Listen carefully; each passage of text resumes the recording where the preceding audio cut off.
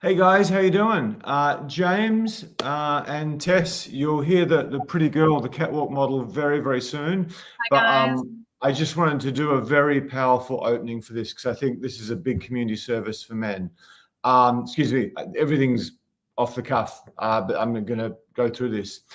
Are you tired of swiping 5,000 times to get one date that probably won't show up? And even when she does, she barely looks anything like her photos. Well, unless you're in the top 1 to 5% of tall, handsome, young, ripped, hot men, this is the reality on dating apps. If you're even slightly below average, let alone, heaven help you, shorter, it could be 10,000 swipes for one date. Who, might not show up. This is not an accident. These apps are programmed this way intentionally to keep you addicted and keep you paying their monthly subscriptions. It's a business. I've coached lots of AI engineers and some very famous wealthy company founders. This is fact. They're not designed to get you the love of your life, the mother of your children, or even a decent girlfriend. They're designed to make you think you're having progress when you're not. It's just a Vegas slot machine. For anyone who doesn't believe me, Google B.J. Fogg. He's the lecturer professor at the Stanford Behavioral Lab.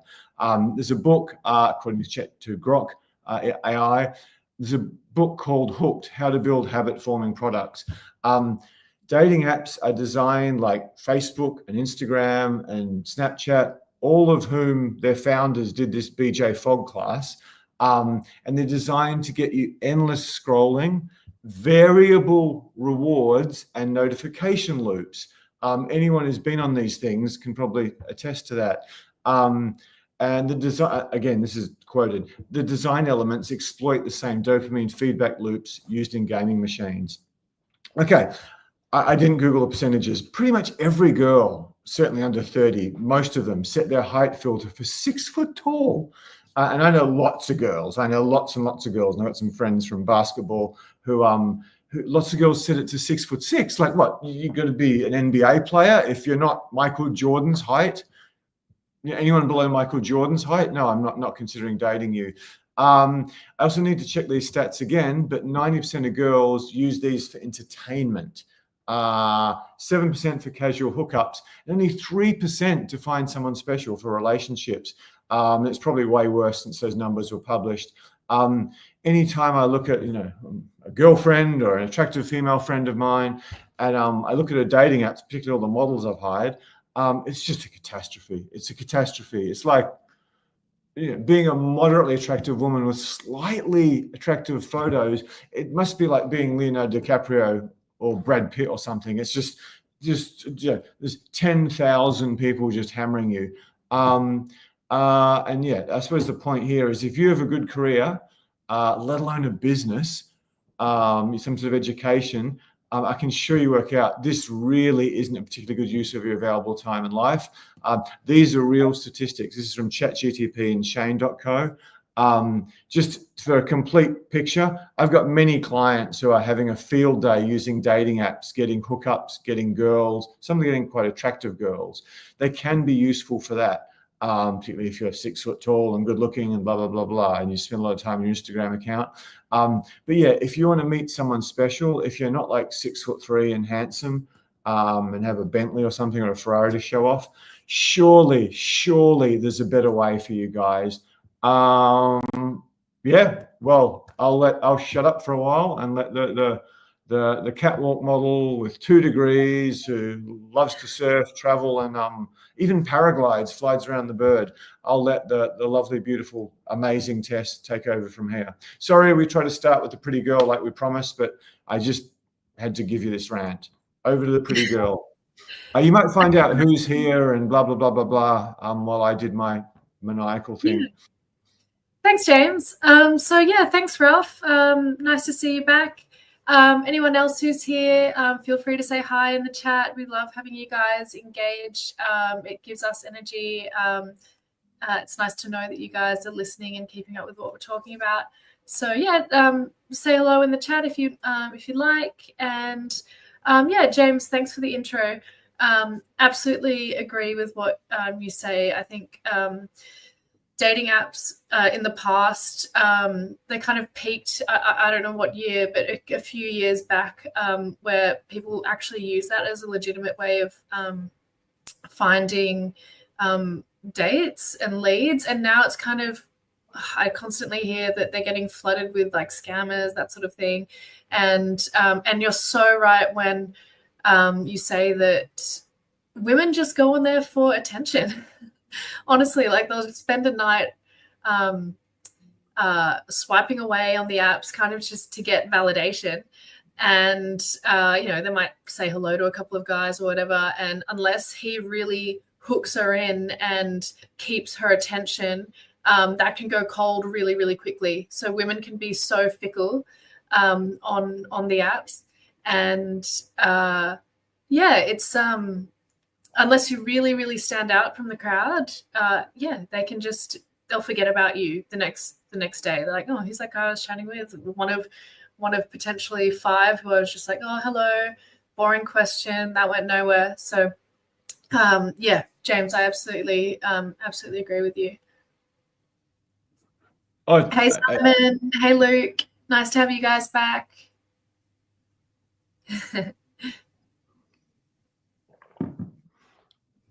You want to get stuck in, Tess, or you want me to start? So basically we've got a few pointers that can really help what to do instead of trying to rely solely on apps, which are just not really the number one means to meet people at the moment.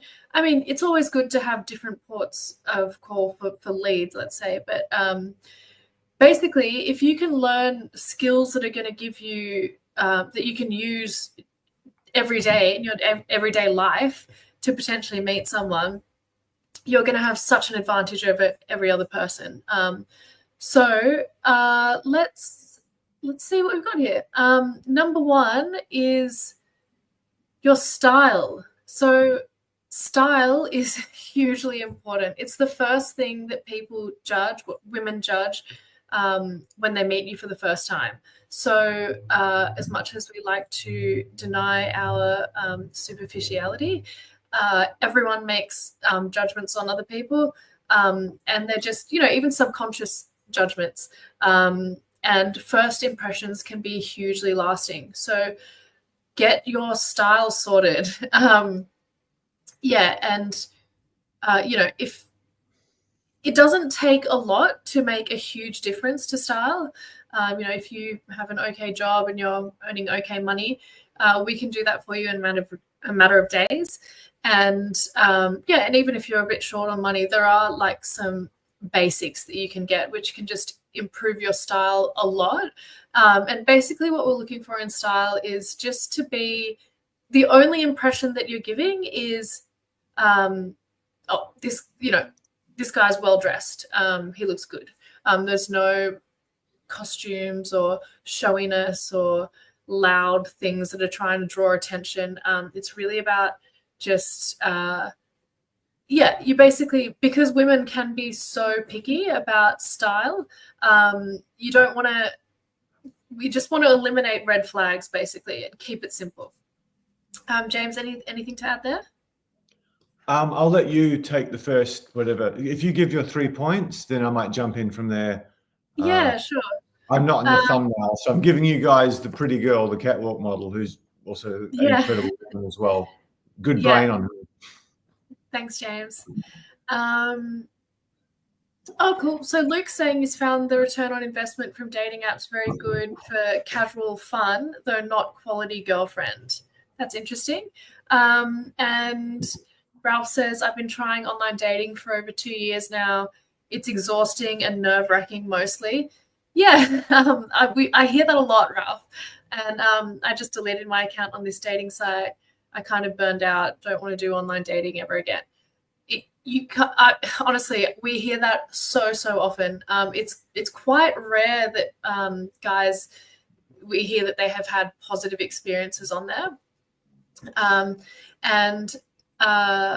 So Luke, good to hear that you've had some success on there.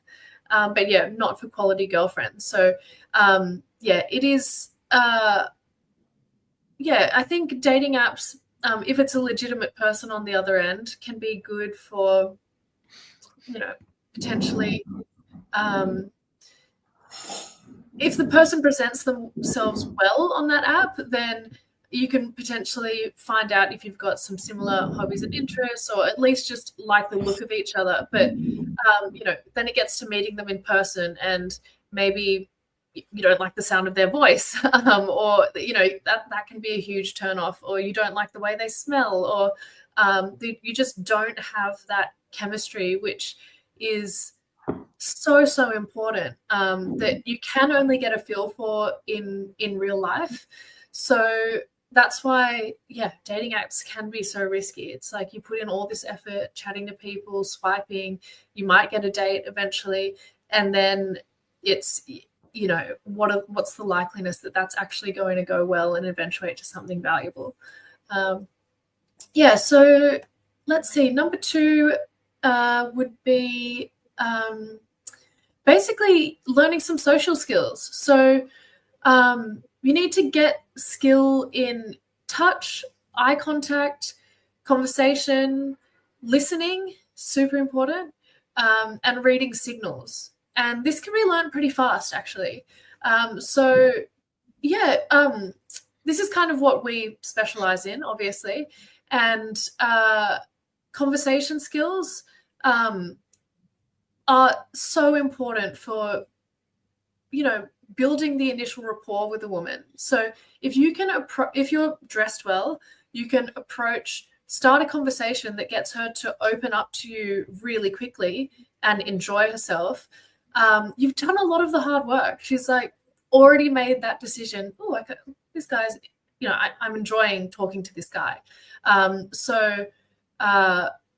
From there, if you're able to build sexual tension through, touch and eye contact, and then read her signals to figure out whether that's something she wants more of, or if you need to slow down a little bit, then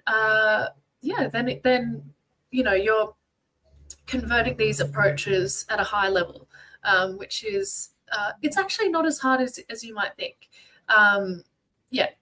It might be new for a lot of people, and everything's can be a bit challenging in the beginning, but it's actually surprising how simple it is.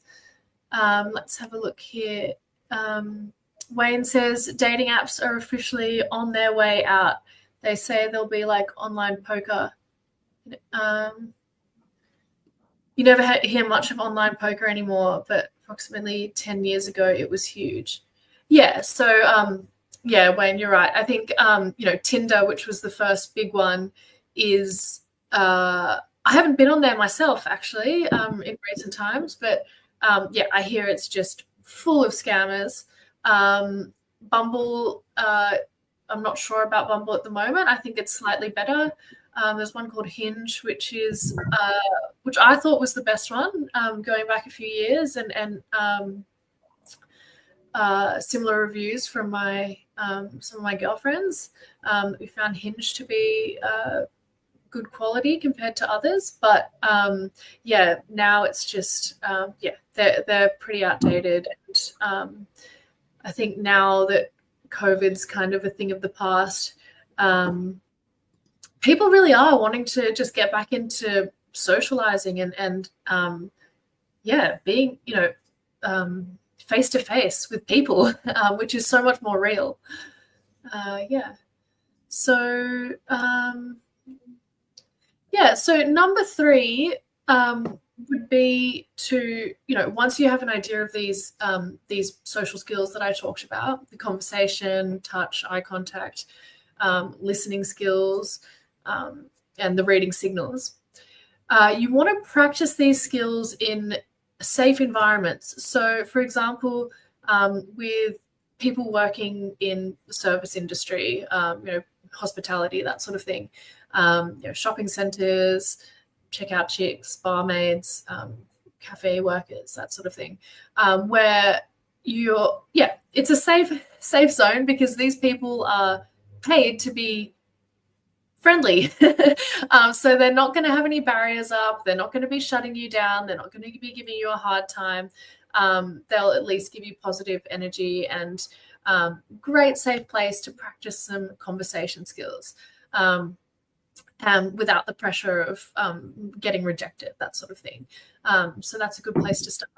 Obviously, like, be mindful of other people's time. If they're working in sales or whatever, it's best to just work this into your net time. In day-to-day life, if you so happen to be at a cafe ordering a coffee, you might have a chat with the person selling coffee to you, or in a shop where you're actually looking to buy something. You don't want to just be wasting people's time when they're working, because that can be also frustrating for them. Obviously just be respectful to other people. And then once you feel comfortable with practicing in that safe environment, you want to put more energy into mastering good open-ended questions. So, and that the skill in that also plays into listening, right? So if you're able to ask one good open-ended question and then listen really well for all of the bonus information she's giving you, you might ask a question like, hey, what was the highlight of the last month for you? Something like that. And then she tells you this story of I don't know. So she went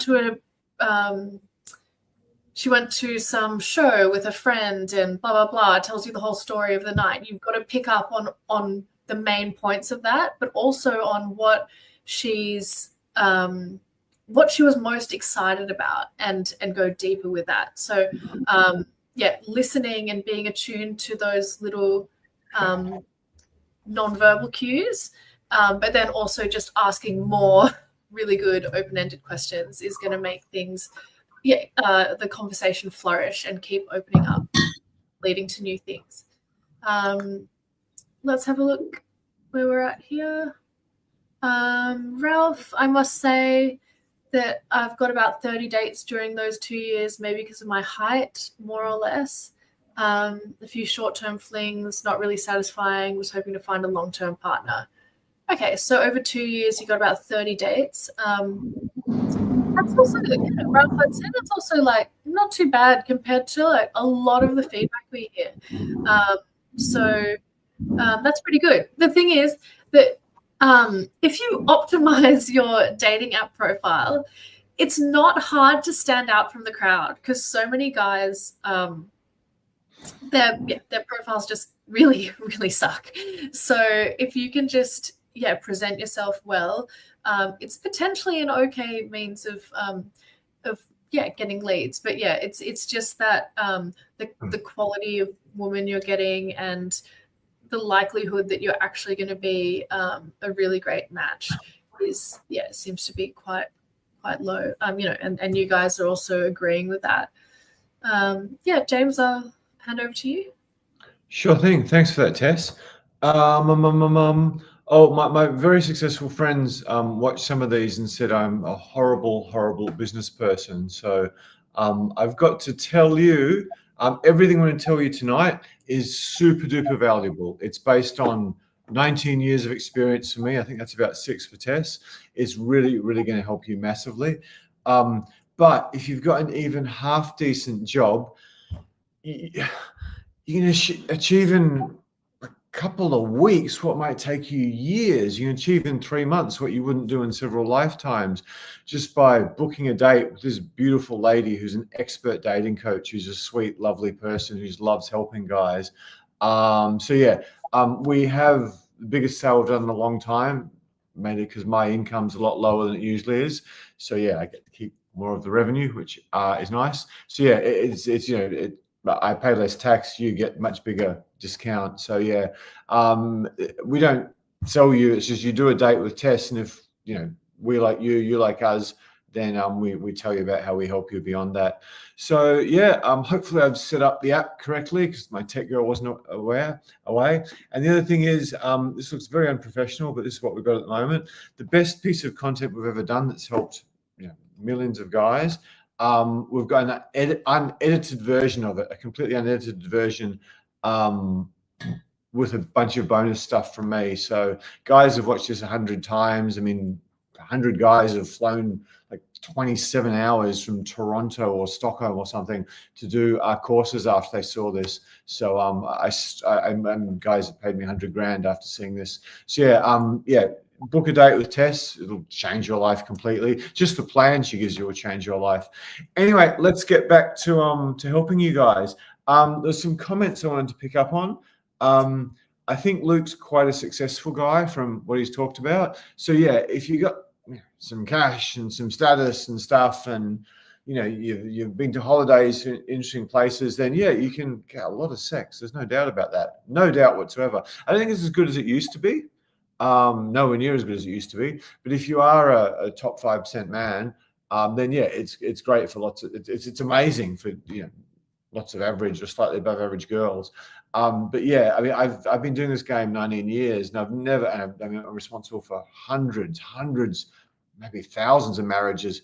Every time I go on Facebook, it's another one. But yeah, I've just never heard a really good story from dating apps. It's like, oh yeah, she was good, we had a relationship. Whereas the guys who are meeting through as we go on about hobbies and interests and net time after getting the skills, they tend to do much better. Okay, so I'm just gonna give my 2 cents about the top 3. If I can find the page. Here we go. Great dating coach, not that good. Yeah, improve your appearance. If you're an Aussie guy, Melbourne guys are quite a bit better, but if you're an Aussie guy, there's a very high chance you dress horribly, and you don't even know it, which is a problem.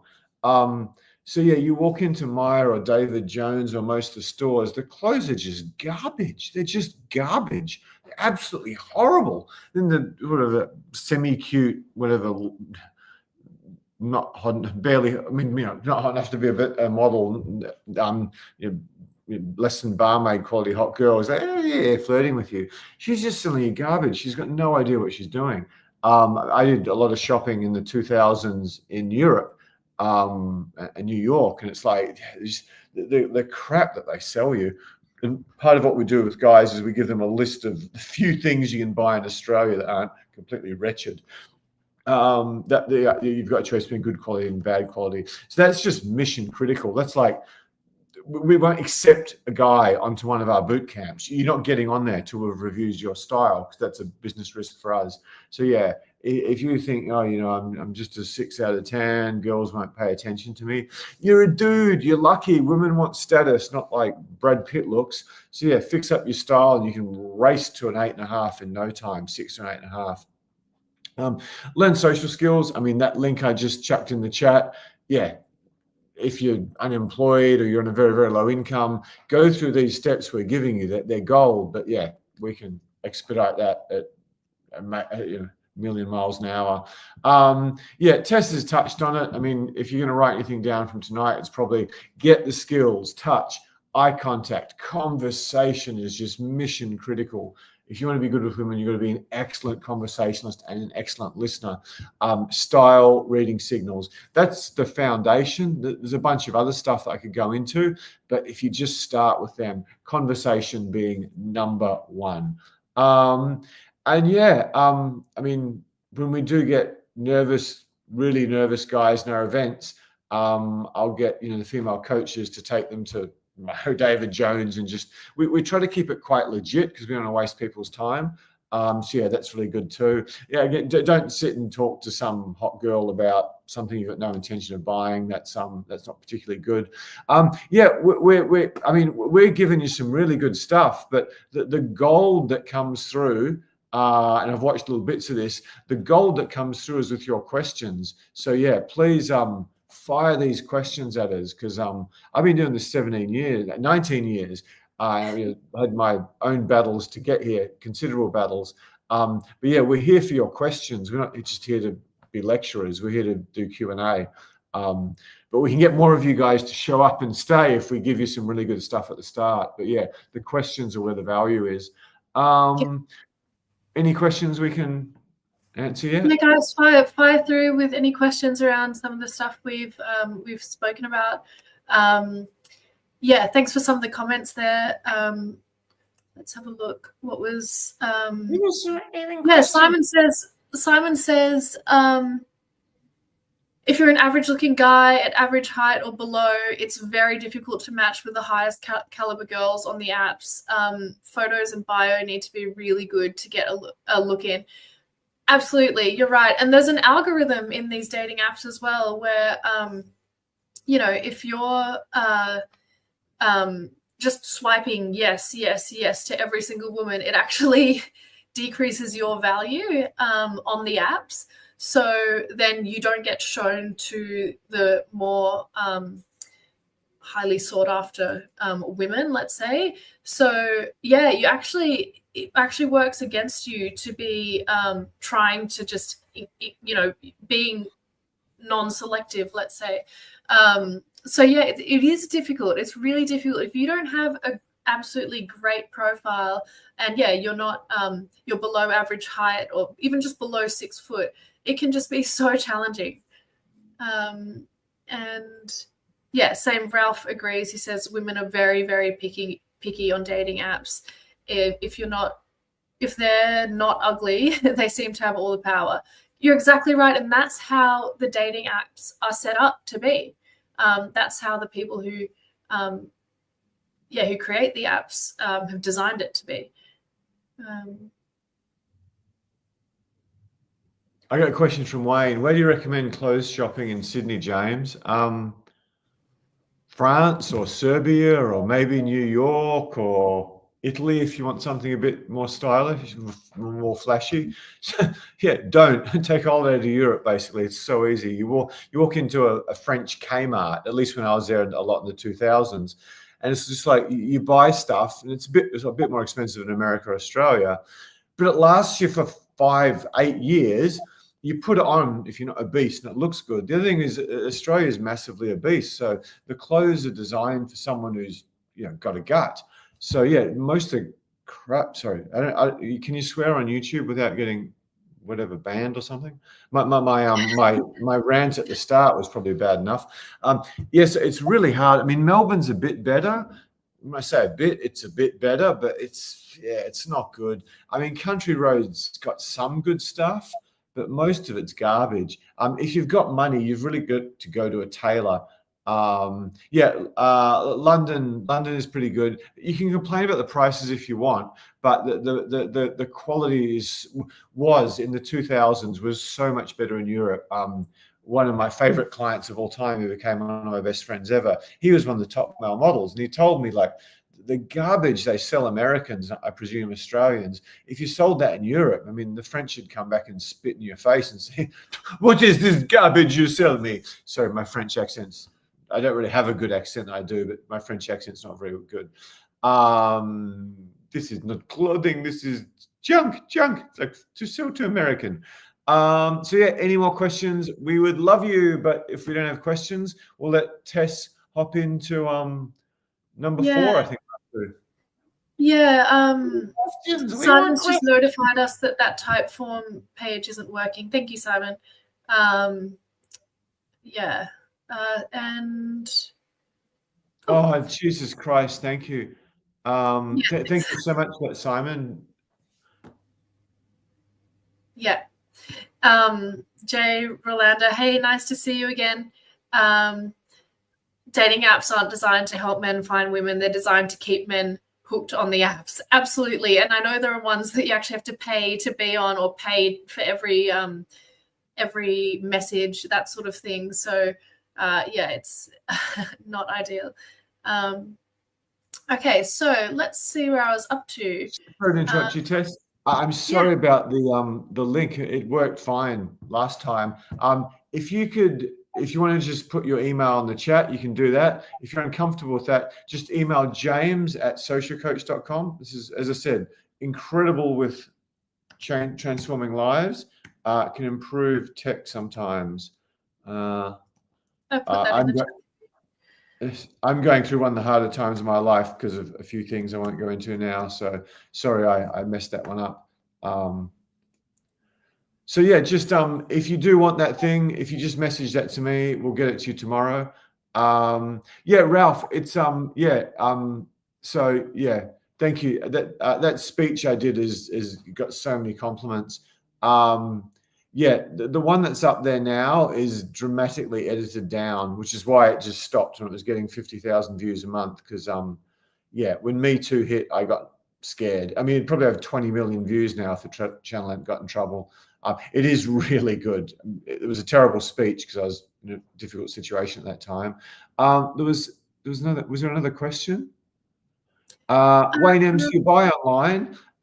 Yeah, I've put with a series of girlfriends, like 4 or 5 girlfriends. I've just traipsed through shops in Sydney. What's it called? Is it the Iconic? What's the big buy clothes online?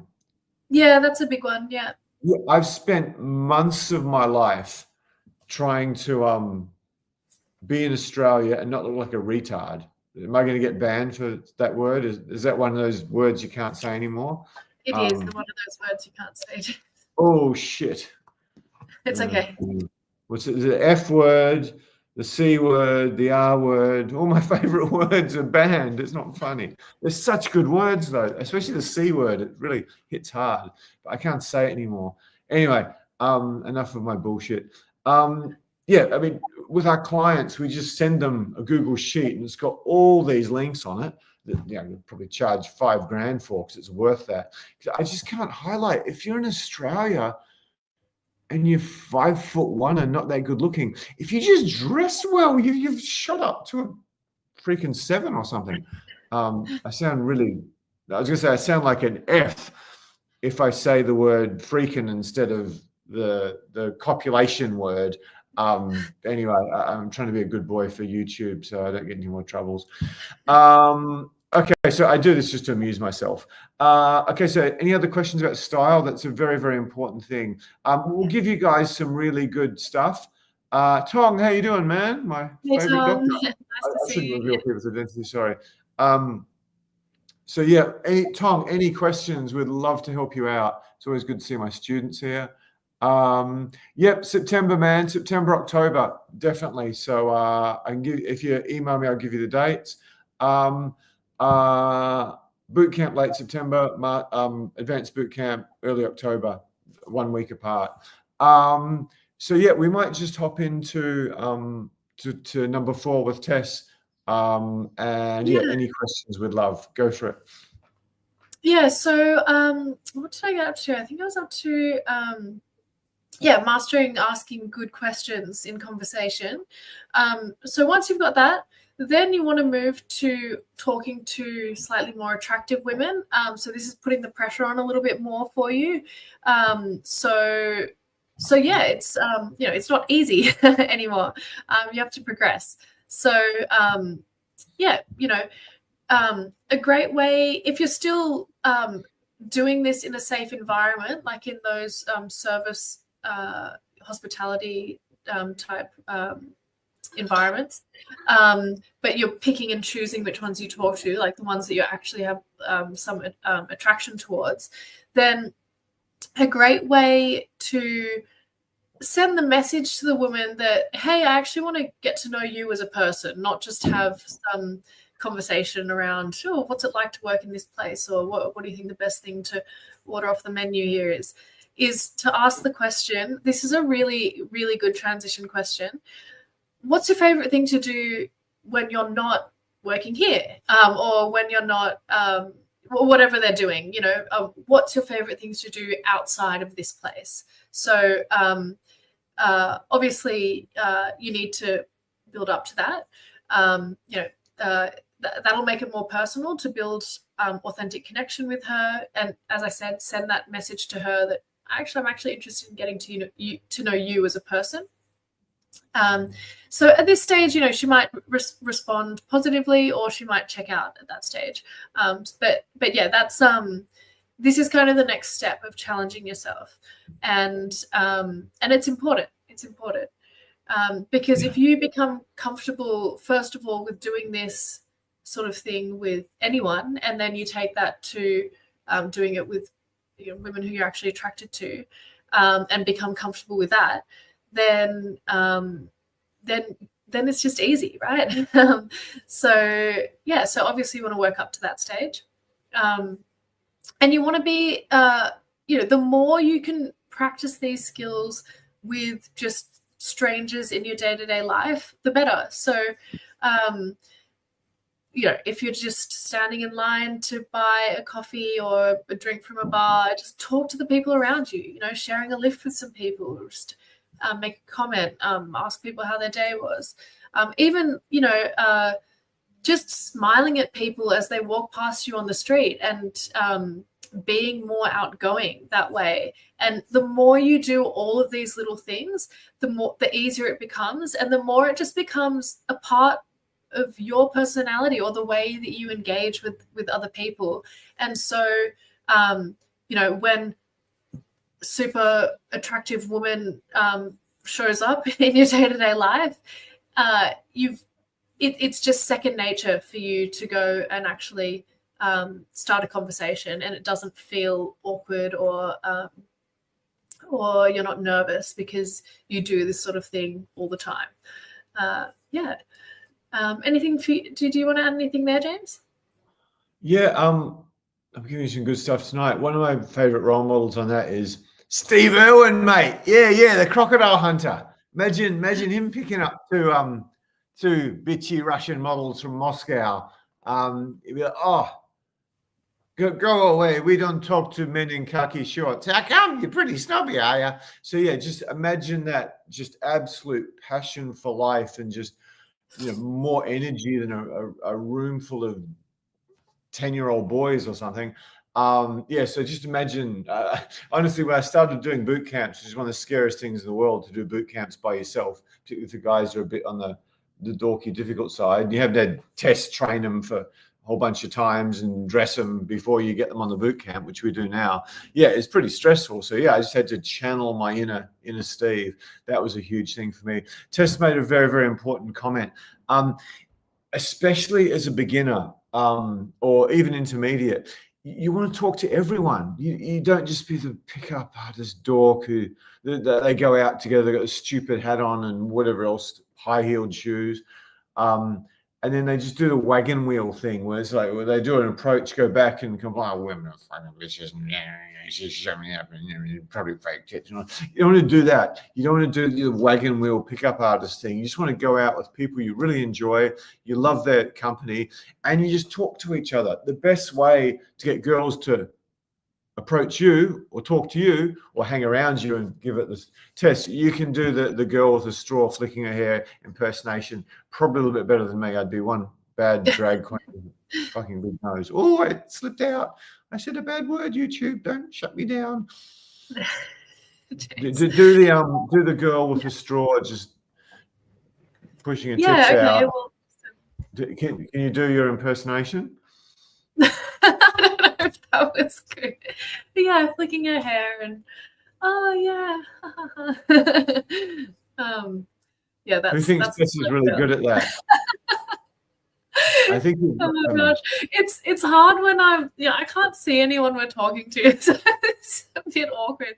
Just looking at myself and James's face.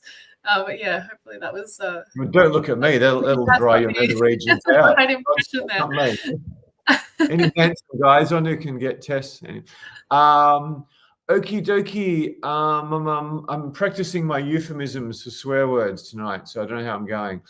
There's some good questions. We might just get onto that. Okay, Stavros, love you coming on, man. Why do girls not want to meet up on a dating app and just chat and waste money? I'll handle that, but we'll let the pretty girl, the catwalk model, do that first. Yeah. So, I mean, apps kind of provide a safe place for women to get attention and validation, and there's this complete barrier between them and the person. So, it's not even like social media where they've actually got some of their personal details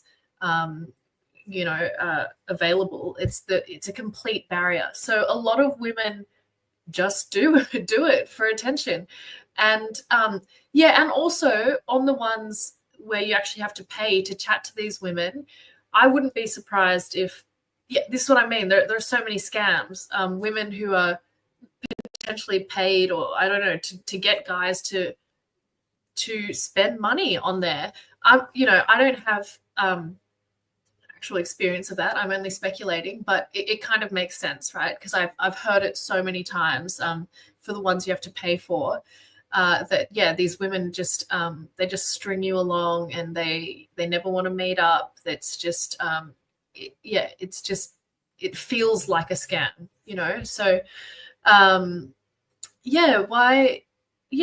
that's basically it.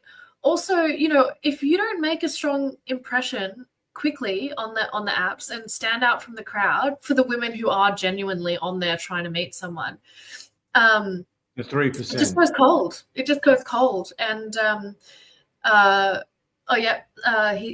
Stavros says there are a lot of bots on there. Yeah.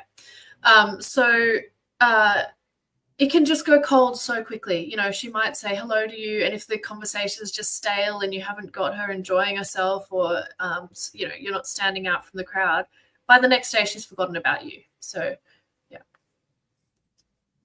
Gotcha. There's a good thing I want to say there, but we forgot.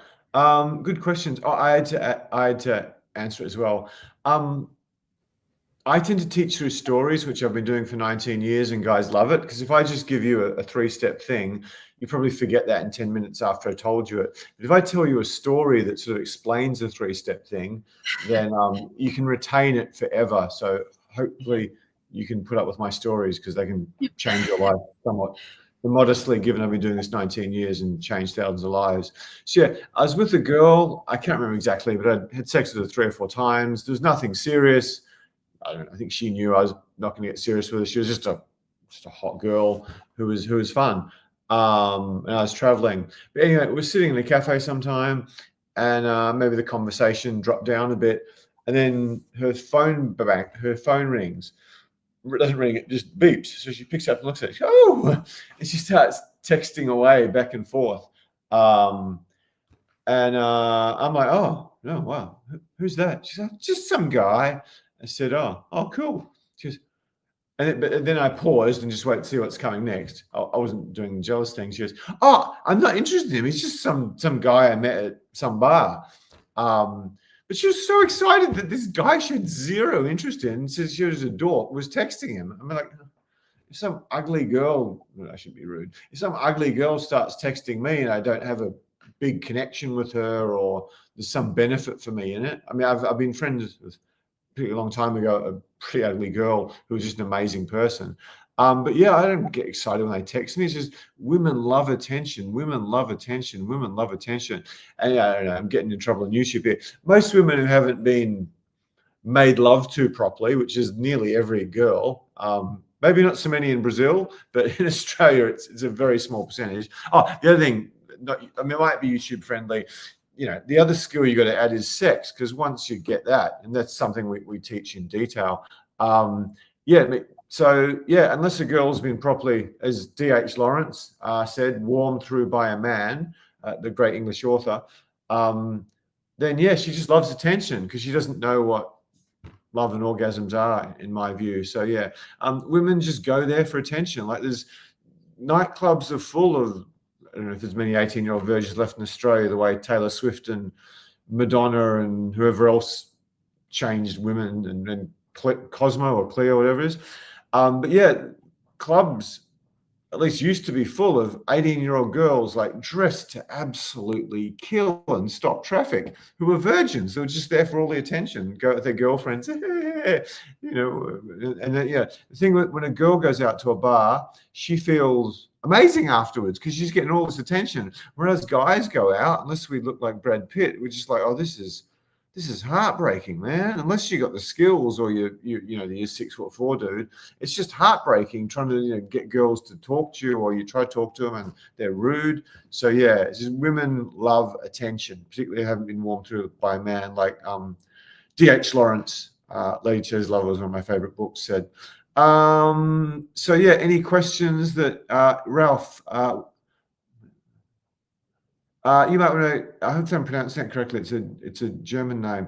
Ralph's one of the main reasons that men are not at a disadvantage in dating is because they don't really need sex, like because they don't really need sex. Women, sorry, like women. Okay, women don't really need men in the Western world anymore unless they want to reproduce. That's a fair call. Do you have any comment on that?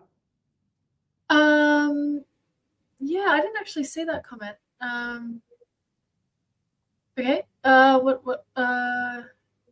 Women don't need sex as much. Women don't need sex as much as men. Well, it depends on the woman. I mean, I think, yeah, probably broadly speaking, you're correct, that women aren't as sex focused as much as more, I don't know, yeah, relationship and loyalty focused when it comes down to that. But it's not that. I think I also saw a follow on from that, Ralph. You said, is it true that women can live without sex? Yeah, I mean, anyone can live without sex, but I don't think women, I mean, all the women I know would be unhappy about living a sexless life. This strong desire for sex puts men at such a disadvantage in a way. We're too needy.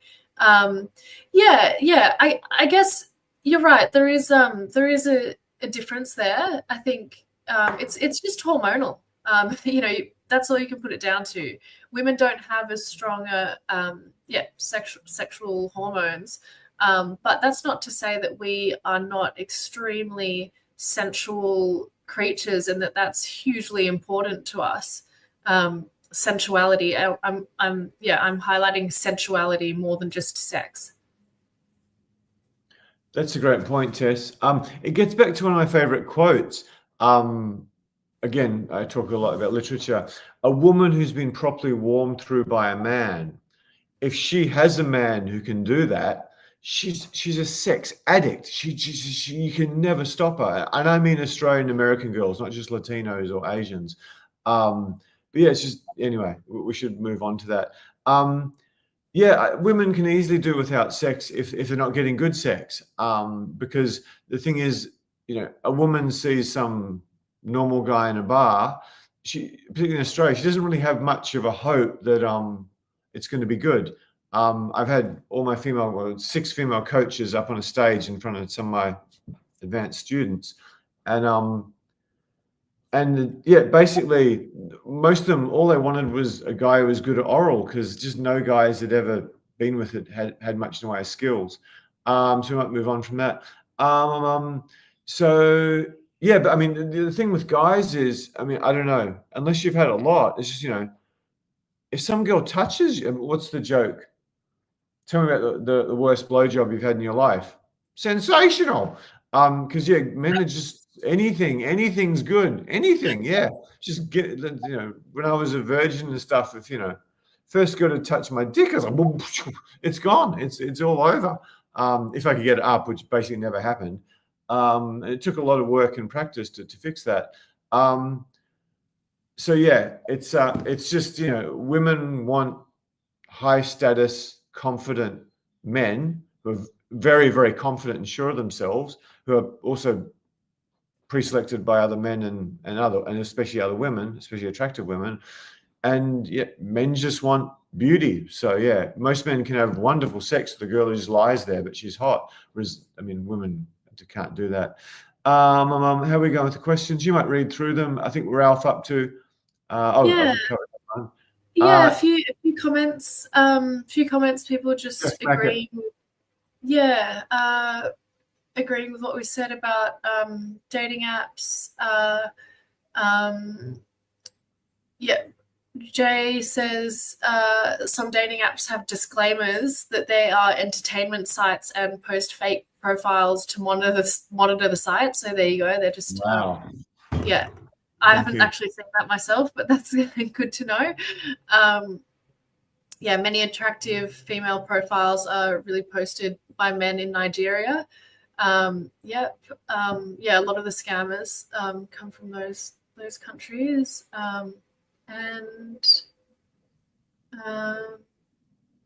Lately, it seems like a lot of AI scams are many fake profiles with stolen pics, especially this year. That actually reminds me of a really funny story.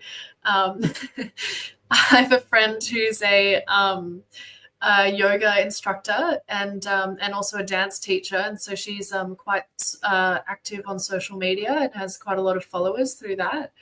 And someone stole her pictures of her feet from her social media profiles. Her yoga videos and photos, stuff like that, and started like a foot fetish profile of her feet without her knowledge or permission. And I don't even know how she came across it, but I just thought that was absolutely hilarious. But yeah, it happens. People do that as well. But yeah, a lot of stolen pics. So yeah, it's actually a little bit scary that like identity is becoming easily stolen nowadays. So it's a bit scary. Do you know, was it Quentin Tarantino who stole them? Anyone who knows his films goes, he's absolutely obsessed with women's feet. Like most of them are the boobs, but Quentin's just, he's the foot guy. Yeah. Anyway, he's got one of the highest IQs in Hollywood. Stella, welcome. Fantastic. We might, if there's not any good questions, we might fly back into the questions. So yeah, into the points. So Tess, do you want to get to? I think we're up to number 4 or something. Yeah. Let's have a look here. Yeah, so I think James, you were talking about when you do engage with strangers and yeah, if you do decide to, when you're at the level where you can confidently approach women, that that energy is super important. So you gave the example of Steve Irwin. Yeah, undeniable positive energy. It's like you can't really be a bitch to Steve Irwin. I mean, yeah, he's just so authentic in his energy as well. It's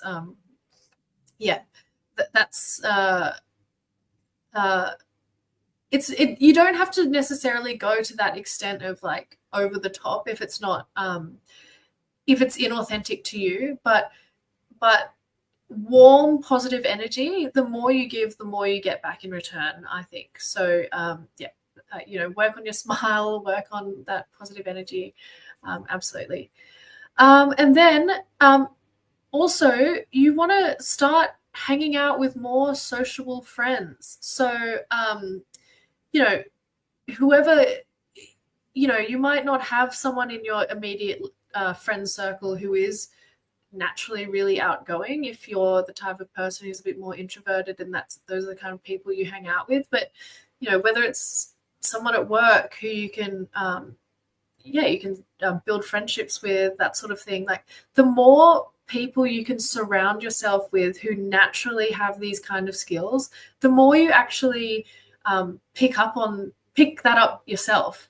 So you do, it is quite important to surround yourself with people who have traits and qualities that are desirable to you. I think James, you have a really, you say something that I think hits home for me a lot, that like you are the sum total of the 5 people you spend the most amount of time with, something like that. You say it better than me. But I think that's absolutely true. And so for the same reason, I think you need to, you should maybe avoid spending long periods of time with people who don't have those types of traits that you're trying to develop in yourself. So hang out with sociable friends, people who are also somewhat cool and have the ability to build social proofing for themselves, or have these skills where they're able to be outgoing and just speak to anyone in any circumstance, actually adds to your social status just by being around them if you're in a social setting as well. So same goes for if you're going to like a singles meetup or a speed dating, that sort of thing. If you see someone who has these kinds of skills, you want to go talk to that person and be in their energy field. And then start socializing at bars. Go to bars to have fun with your friends. So it can be a good idea to bring a female friend if you want as well. Females can be great wing people. I think that when you're with a female as well, if you're going and doing some approaches or talking to other women, just by having a female friend, women, the new women who you're approaching, can lower their barriers to begin with. So female wing people are awesome, and you want to avoid any pickup artist style, opening lines, that sort of thing. Just the biggest thing is to just go out and have fun, be authentic, be yourself. Obviously dress well, which I said that was number one tonight. And just talk to people, talk to the women around you. And you don't want to put pressure on yourself for some sort of outcome that you're trying to impress people, or you have to get numbers or whatever it is. It's just about being social, talking to people, having a good time. And if you have that sort of mindset and that sort of energy, women will generally respond well to that. It's when you start trying too hard or try weird, pickup artisty lines that women are so attuned to social intricacies that they will, they'll just be like, oh God, even if you are dressed well, it's like, it just comes across so badly. What else? And obviously when you're doing this, you want to choose friends who are compatible with you, who are going to be good, who are going to complement you, be good wingmen for you. So, hopefully you can pick up in upmarket bars, that also have like high quality women in there. You don't want to just be going to your, some disco nightclub where everyone's just wasted and off their heads or whatever. You've got to pick and choose the right places. And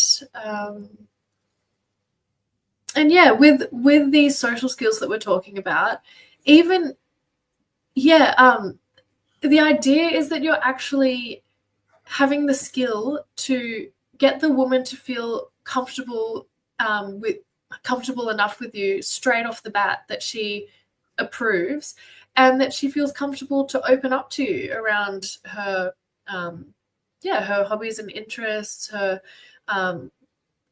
deeper personality, if you're asking the kind of questions that are going to elicit that, which is what we want. So you're actually building authentic connection, and then, which is so, so important. And if you're able to do that, as well as layer on top of that, building a bit of sexual tension, then you're progressing to a place that's going to be, you're going to stand out like above any other person, because you're having, it's not just some superficial interaction, it's a real interaction that, potentially she doesn't have these sorts of conversations with people she meets all the time, and she's really enjoying herself. So that's really what we're aiming for.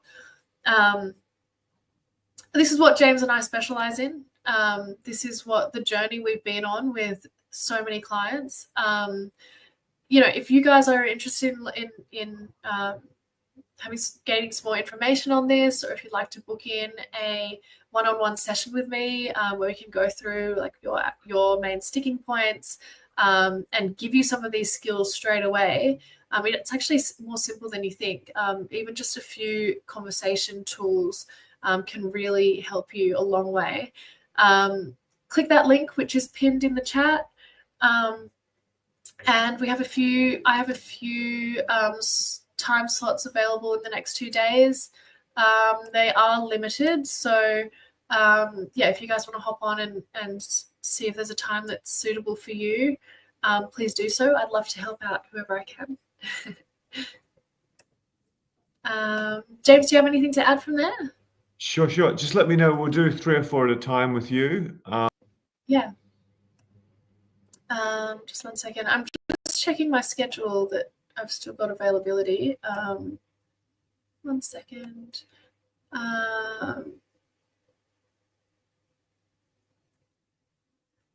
So there is still a little bit of availability there if you guys want to hop on.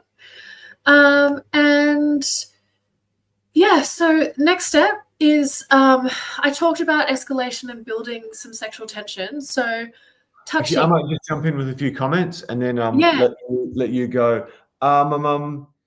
We might just if you can just have a quick look for any new questions, we might handle that first. And if you could pin that link on the top if you've figured out how to do that. Beautiful model tech support for an imbecile like me. Tess is absolutely amazing, but she's done a bunch of boot camps. I've done hundreds and hundreds.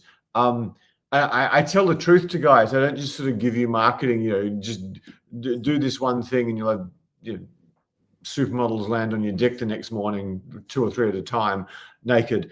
I don't give you the BS.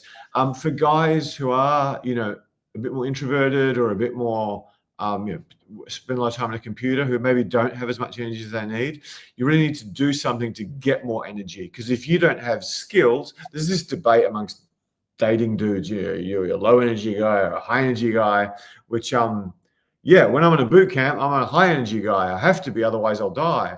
But when I'm with a girl I like, or when I'm doing a cold approach in the day, I'm quite a low energy guy.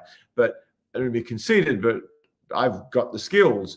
And many of my clients have the skills. A good metaphor for that is if Conor McGregor and I are probably the same weight. If I'm fighting him, he could have a pint in one hand and F me up more than I could ever believe and probably not spill it. It'd take him no energy whatsoever to sweep my legs or punch me in the nose quicker than I could even see and destroy me. So I'm not saying I'm Conor McGregor with women, but or the Russian guy who's probably way better.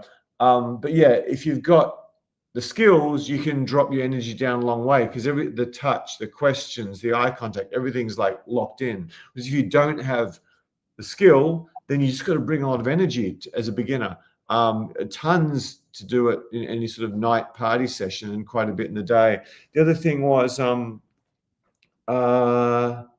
when you get to some sort of level with women, taking girls out with you when you're an absolute beginner and you're scared shitless and you have to go hide in the toilet and stuff I did myself. And other clients in the boot camp used to throw up. I'm not selling it very well, am I? But yeah, once you get to a certain level, I found having girls with you is just a nightmare because as soon as you get on the dates or even before, it's like, so how do you know Tess? She's pretty cute. Why don't you go with her? She's my employee. Yeah, but she's pretty cute and she seems to like it. Maybe she doesn't like me at all. They're just putting it out there as a game or test. It's like, yeah, but it's just I've had this sort of situation where I've gone out with women, including unattractive women, and it's just a nightmare. So once you get to a certain level, you don't want women with you who are your friends because it just makes life so hard. But in the beginning stages, it's good. So we might shoot back to Tess. Someone any questions? Someone asked where James had gone. Yeah, I'm very new to these. So for some mythical reason, new people who just come on to take a look hang around for longer if they can't see my big nose and grey beard and beard and silly old glasses that are 20 years old. So yeah, I turn myself off when Tess is going through the points. So just to be completely transparent about that. Okay. Anyway, we'll go through the questions.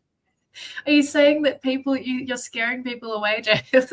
Well, I mean, look at the size of this freaking nose, man. You know, it's getting. And the thing is, I haven't aged much, but the older I get, it's just my nose gets bigger and bigger and bigger. And if I don't use it enough, the bit between my legs gets smaller and smaller. But I know how to fix that. Tantra plus yoga plus diet, you can get to like black guy's size nearly. Maybe slight exaggeration. No, it seems like you're getting a lot of love. You're getting a lot of love, James. You should stick around.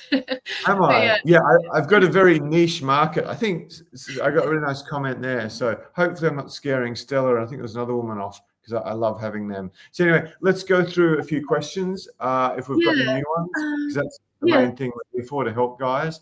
And then we'll get back to the pretty girl sharing the points. Yeah, a few comments. Ralph was just saying maybe I'll brave approaching women out in the analog world.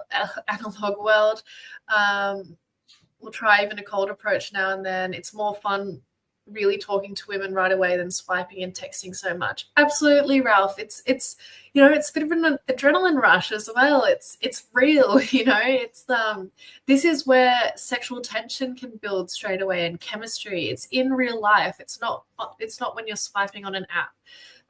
So yeah, absolutely go for it, Ralph.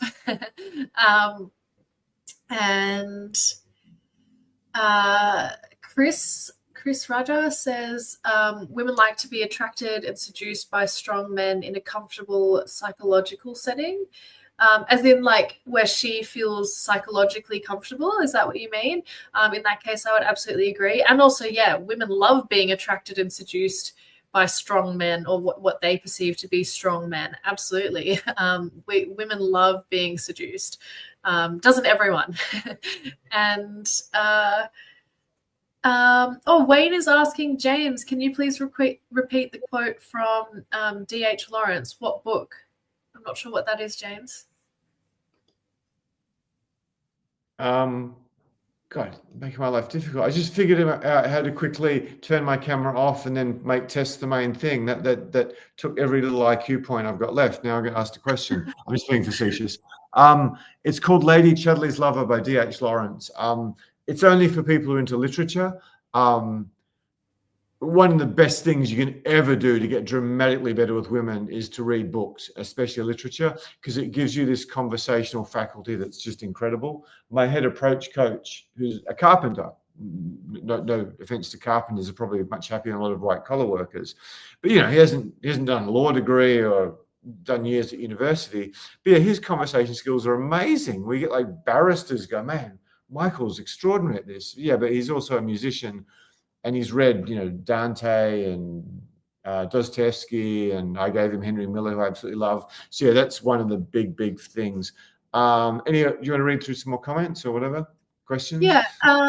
William says, I've recently gone from working in a service-minded workplace to IT, and I've suddenly found it more difficult to interact with people.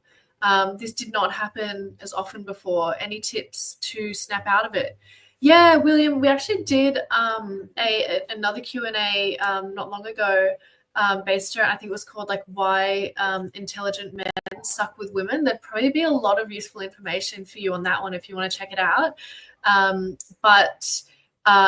Basically that doesn't surprise me at all. If you're working in IT, potentially doing a lot of problem solving, getting more into that analytical mind, that is pretty much the opposite of social skills and trying to be social with people, where you want to be more focused on reading signals,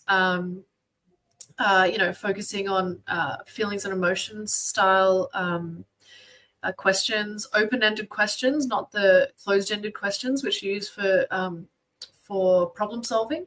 So yeah, I mean, how do you snap out of it? So I would say if you've been sitting at work all day in the office, at your IT job, not talking to people, you've got to warm up before you go and be social. So whether that's just being active, going for a run or going to the gym, get your blood flowing, get your testosterone pumping, or have a great conversation with a close friend or a family member to get yourself warmed up for being social and talking to other people. You need to get your energy up as well if you've been sedentary all day. There are just a couple of little tips. But I absolutely recommend to watch the other Q&A that we did not long ago. James, did you want to add anything else to that, or should we move on? No, that's pretty good. Yeah, okay. Ralph says never go for dinner on a first date, eating food opposite her and paying for everything in most cases. It doesn't go anywhere anyway. Stupid. Ralph, couldn't agree more. Well done. Ralph, are you a previous client? Do you know Ralph, James? I think he's a German guy, so hopefully we'll see him one time when the business expands. Yeah, cool. Yeah, well, you've got some good insights, Ralph. You're right. I think on a first date, if you're forking out all this money, paying for a woman's dinner and just putting her on a pedestal, etc., you're giving her all the power, and you're just trying way too hard. A first date, especially however you lined it up, I'm not sure, whether or not you already have some level of base rapport. You want to do something simple that you're just gonna it's going to allow you to really connect with her, and it doesn't need to cost any money. Like, it could be as simple as going for a walk, sitting down and having a cup of tea, and just chatting. And sitting opposite her on a table doesn't allow you any access to potentially some incidental touch, that sort of thing. It might give you some okay access to eye contact, but then you've got this table as a huge barrier between the two of you, and unless you keep the date dynamic by having sort of a few points of interest on that date, it just gets really stale just sitting there for hours talking.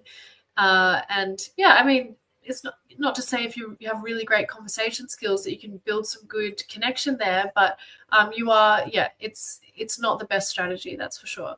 So I agree with you, Ralph. Thanks for that comment. Stella, James has a little bit of Pete Townsend going on there. Do they still have water coolers? Lol, maybe the Coof killed the social scene. I'm not sure what that is. Also, maybe James can comment on that one. Jeff, get a booth seat if you eat out. Absolutely. Yep, that's right on point with what I was saying. Nobody's perfect says, I was wondering if you agree with that. According to genetic studies and research, more women than men have passed on their genes, DNA throughout history.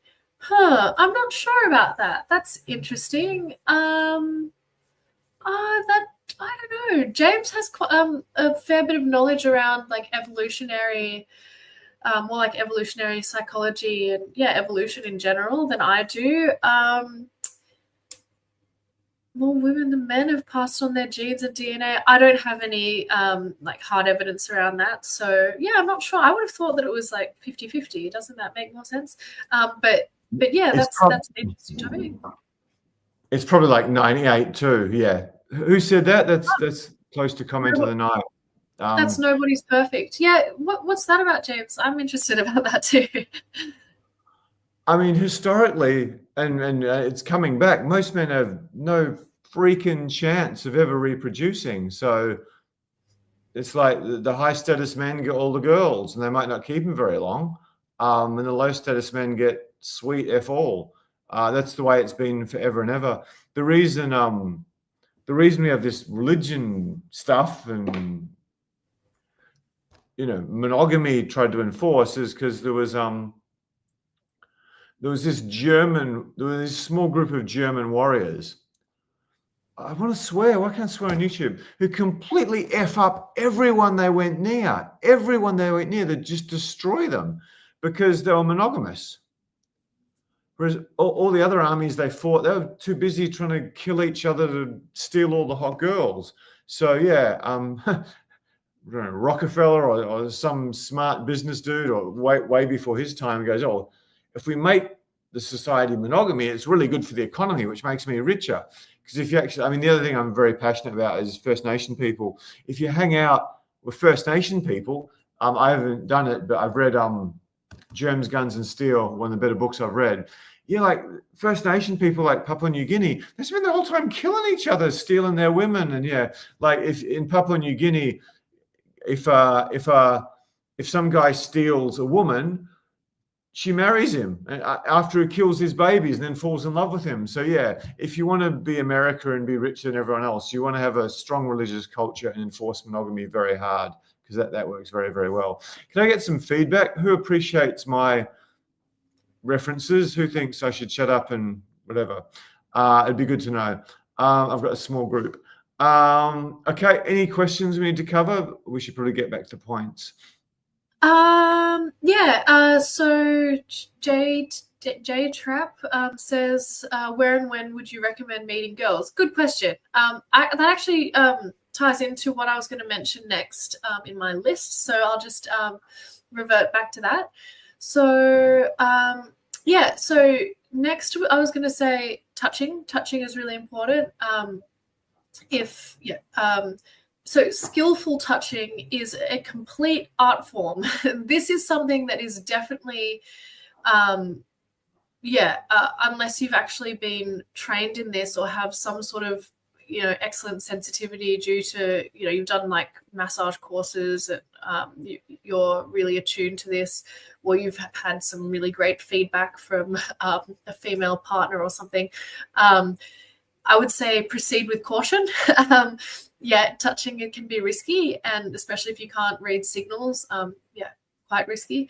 But it is so important at the same time. So if it's important to cross that energetic barrier, not to mention just show your intention beyond just being friends. So if you're able to build authentic connection, but you also want to show your intent and not get friend zoned, touching is hugely important. So if it's going well, you need to touch. And touching is okay. There's nothing wrong with touching if you're doing that if you're being receptive at the same time as doing that. So you would obviously start in a non-sexual zone, like the shoulder or something like that. Be receptive. How did she receive that? Does she want more? And then from there, you might progress to, behind the shoulder or like the small of the back, that sort of thing. But always in micro increments and always being receptive to the woman. Very, very important. And then, moving on from there. And this is to answer your question as well. I've forgotten your name, J Trap 1000, is to identify your interests. So make a list of your hobbies and interests that you think are really attractive to women, your own interests that would be attractive to women. So for example, James, like reading books, literature, philosophy, travel's a big one. Also like health, yoga, meditation, that sort of thing, female-friendly interests. And then what you want to do is attend relevant events around those interests. So for example, like if you're into yoga, which is a very female-friendly hobby or interest, go on a yoga retreat or go to like yoga workshops where you can meet like-minded women, or go to like book readings, authors that you're interested in, that sort of thing. Another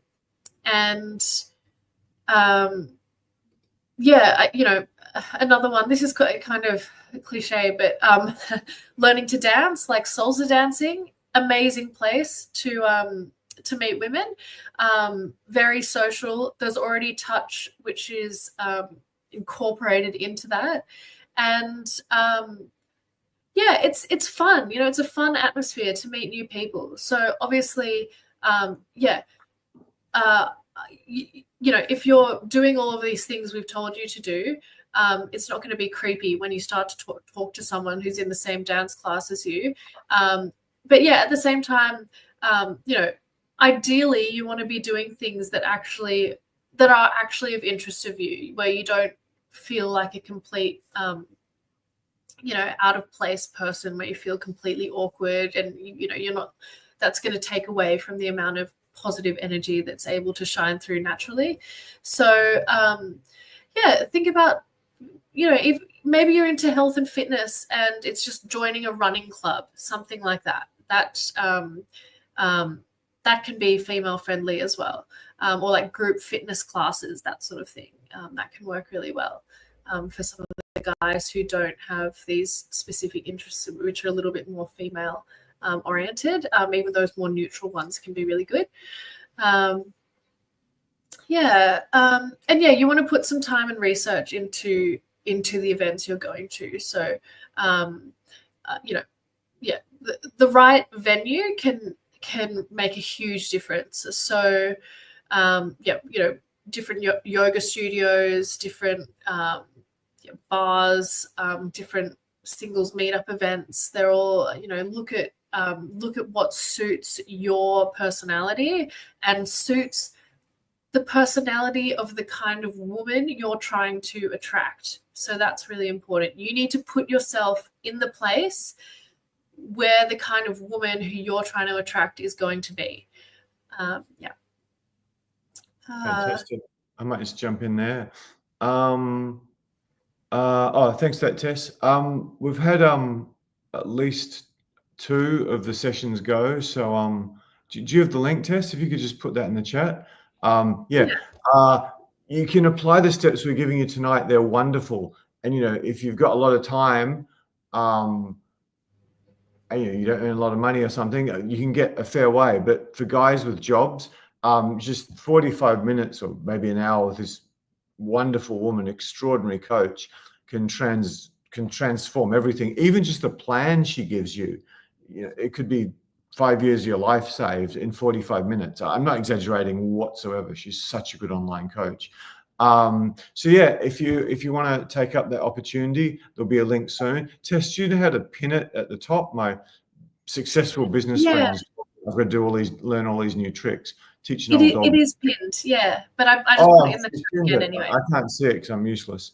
But I'm sure she's done a good job of it. What do I want to touch on? I got to be very careful with everything now. You need to touch women to get women. There's just no other way unless you're 6'3", 6'4", and hot and have the Ferrari, and even then you get users stuff. It's a mission critical skill. But in 2025, if you've got a career or money and you do it slightly off, it can be really bad. I don't want to scare people, but I mean, I've got horror stories about fairly successful guys who've, been down the police station, some of them twice. I've coached 3 from, what's it called? Point Paper, Wolseley Road. And they're all down there. They're just down the police station on some other nonsense charge. You got to be very, very, very careful in today's world. If you do a good job of this and read signals, the risks just fall by 99% in many cases. So I might just quickly give a little bit of perspective. Which points did you start at? Okay, I'll just go through very quickly. You got to master asking questions. You want to, on my boot camps, one of my favorite lines is 2 legs, no balls. Go talk to her. On the Friday, if you have a few 2 legs, no balls. Sorry, ladies, if I'm being crude. Just like a girl should probably date a bunch of guys they're not attracted to, just to get the skills going. It can be hard, but just 2 legs, no balls. Sometimes you'll get meet an amazing person out of it. Or sometimes you've got a hot friend, or sometimes you might decide you really like Two Legs No Balls because she's actually really hot, but you don't notice because she's not taking the time to dress up. So yeah, just talk to people. If you're not very good at this, you've got to talk to as many people as you can. Again, for busy guys, that's why Tess just saves years and gets you results you never ever get before, because you're transforming. Yeah, just talk to strangers all the time. That's like one of the first steps of getting dramatically better with women. Just, Tess has covered Steve Irwin, so have I. Hang with social friends. You just want to find your closest friends. For guys that we get to coaching calls this, for guys who don't have any friends, you got to do what we're telling you, or book a time with Tess and get some friends. Because if you don't have friends, I mean, I don't think you got much chance of getting women unless you're the 6'3" Ferrari owner, blah blah blah. So yeah, go out with some cool friends, and just as Tess said, just talk to people around you. But the thing is, all these pickup dudes, they have wings that they meet through forums or boot camps. It's like they've got nothing in common. It's just women meet them and go, this is just weird. Why are these two guys hanging out? Yeah, this is one of the big things. Have we covered identify your interests? I think we have. Yeah. Identify your interests. Make a list and then brainstorm. Where do I meet girls? Where do I meet girls that are into that? Because I think I'm using me. This isn't you. But mine is by far and away literature section or philosophy section. Anything to do with travel. The 5 greatest women in my life I all met traveling. Sorry, 5 of the 6. The other one I met in a bookstore, and there's probably a couple more of the top 10 in a bookstore. But bars were distant second. And yeah, yoga meditation stuff. So that's my list. So ignore my list, but what's your list? You got to figure that out. Where are you going to meet the woman who's going to have your kids, who's going to you're going to love for decades, hopefully. And it's probably not going to be off a dating app, and it's probably not going to be at a bar. I don't want to bag bars at all, because they're an excellent training ground if you go to the right ones to actually get the skills to meet girls in the day or kill it with your hobbies and interests. Attend relevant events. This is another big. Have we got to this, Tess? Yeah. Oh, you've done that. Okay, so just brainstorm quite aggressively. Okay, these are the women I want. From hopefully you've had a bit of experience. If not, you need help quickly. And where could I meet women like that? So I've already done mine. You should probably take a second and do yours. Okay, I like girls who are very fit and healthy. Maybe that's you. Or I don't know. I like girls who are into hiking, or it's hard to come up with what you want. Maybe you like girls who are a bit arty, or maybe you like successful corporate types. Where am I going to meet these women? And if it's successful corporate types, business networking events, upmarket bars on a Friday are a great one. Again, you need skills. You need the social skills. You got to dress well. You got to read signals and all that stuff. Otherwise, this can be a very difficult game. But when you do have those skills, then finding the environment where you'll meet girls you actually like. If I have to go pick up girls in a nightclub, I'm like, probably way better than average. But I'm not anything special. You send me into a bookstore in Manhattan or Russia, I don't know, I won't say. I'm pretty dangerous because I'm going in an environment where it's my market. Have we done keep first dates simple? Yeah, and that kind of came up through someone's question. We talked about or comment. We talked about first dates, but yeah, that's on our list as well. Ralph, okay, I think brought that up earlier. What I might do is I might let Tess cover the next 3 or 4 points, and then we'll get back to questions after that. Okay. Yeah. So I did already cover keeping the first date simple, and thanks to Ralph for actually bringing that up a little bit earlier on in the night. But I'll just go over it again for anyone who's just joined. So yeah, keep the first date simple. You don't want to be sitting at dinner for like 3 hours straight and just letting things get stale. You don't want to have a barrier in between you, like a table. You want to keep it relatively short, like 30 or 40 minutes can be enough for the first one. And what that does is you kind of getting to know her, building some authentic connection, but leaving her wanting more rather than getting to the point where she's like, oh God, that was a long night. Like, yeah, it was good, but I've had enough of James, or I've had enough of whoever for a little while now. You know, it's not like I'm excited to see them again as soon as possible. So yeah, keep it short. And yeah, it also makes you seem more desirable as well if you're not just dedicating like half a day to spending with someone on a first date. I guess that's just about playing the game a little bit in the beginning, which I don't like those terms, like playing the game, but yeah, you know, it is a part of dating. We have to be realistic. Yeah, and then what else? Yeah, prioritize listening and touch. We've already talked about those things a bit, but yeah, James has emphasized again about how important touch is. But listening is, yeah, I mean, conversation skills. The only way you can build good conversation skills is by good listening. I mean, they go hand in hand. And listening is a lot more than just listening to the words. It's about being attuned to the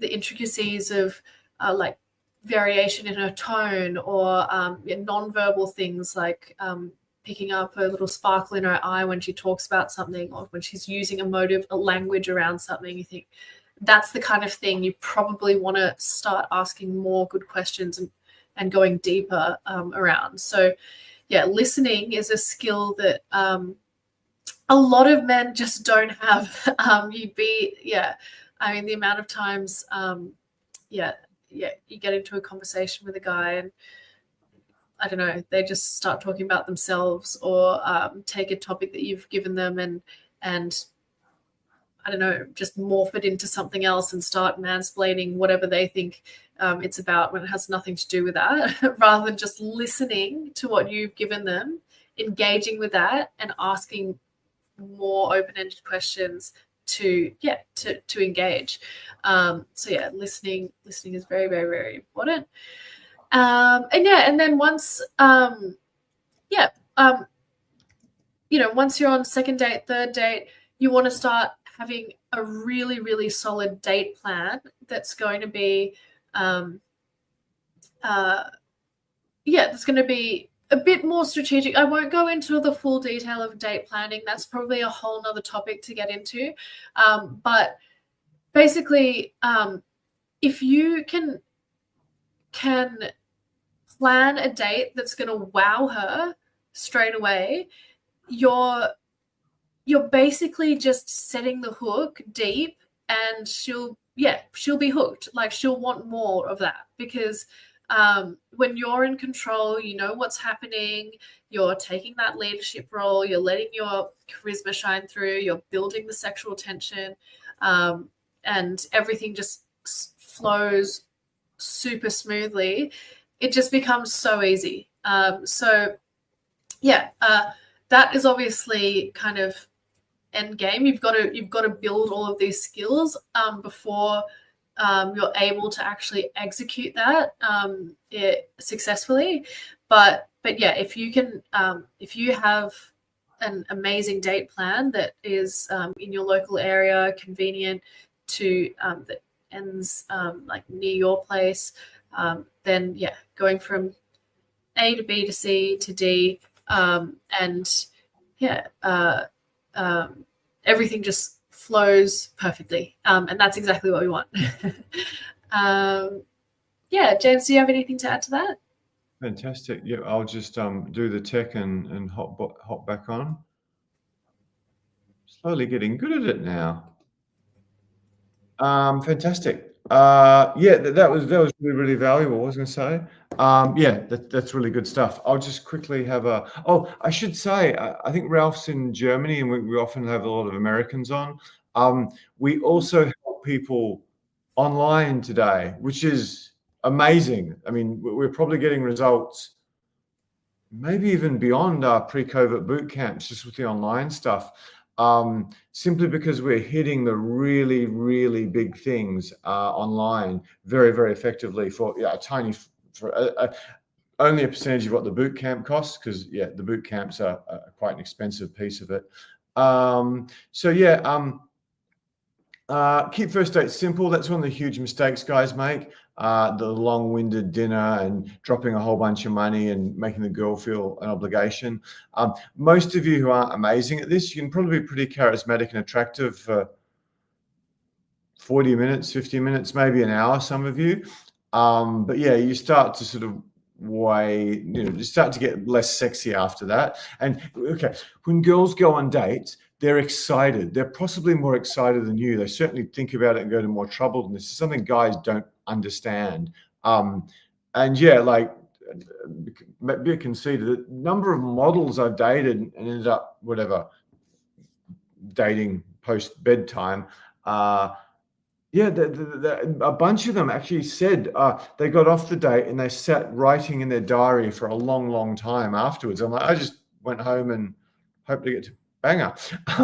So yeah, it's just like the amount of energy and everything women put into dates and how excited they get. It's like, like guys, we can play sport or build a business or many, many things. We can play music. There's many, many things that keep us happy. But women, so much of their self-worth, place in the world, even today, is having a man. It's so much more important to them. Again, evolutionarily, women have virtually no experience of being single and alone, particularly if they're very accomplished and hot in their late 30s, which is just mainstream today. So yeah, I mean, I was a big fan of early feminism. Just 'cause, why should black people sit in the back of the bus? It's just fucking absurd. But yeah, I think it got a bit carried away recently. Let me see. Plan better dates. Yeah, we need to do another session on that. If you don't have a date plan, if you understand what a funnel is, you're just dropping out all your leads. It's mission critical. When I used to travel, I used to walk into 10 different cafes and occasionally bars if the cafes didn't work near where I lived, and go to the parks. I'd spend a whole day trying to come up with a date plan. That's one of the big reasons I did pretty bloody well.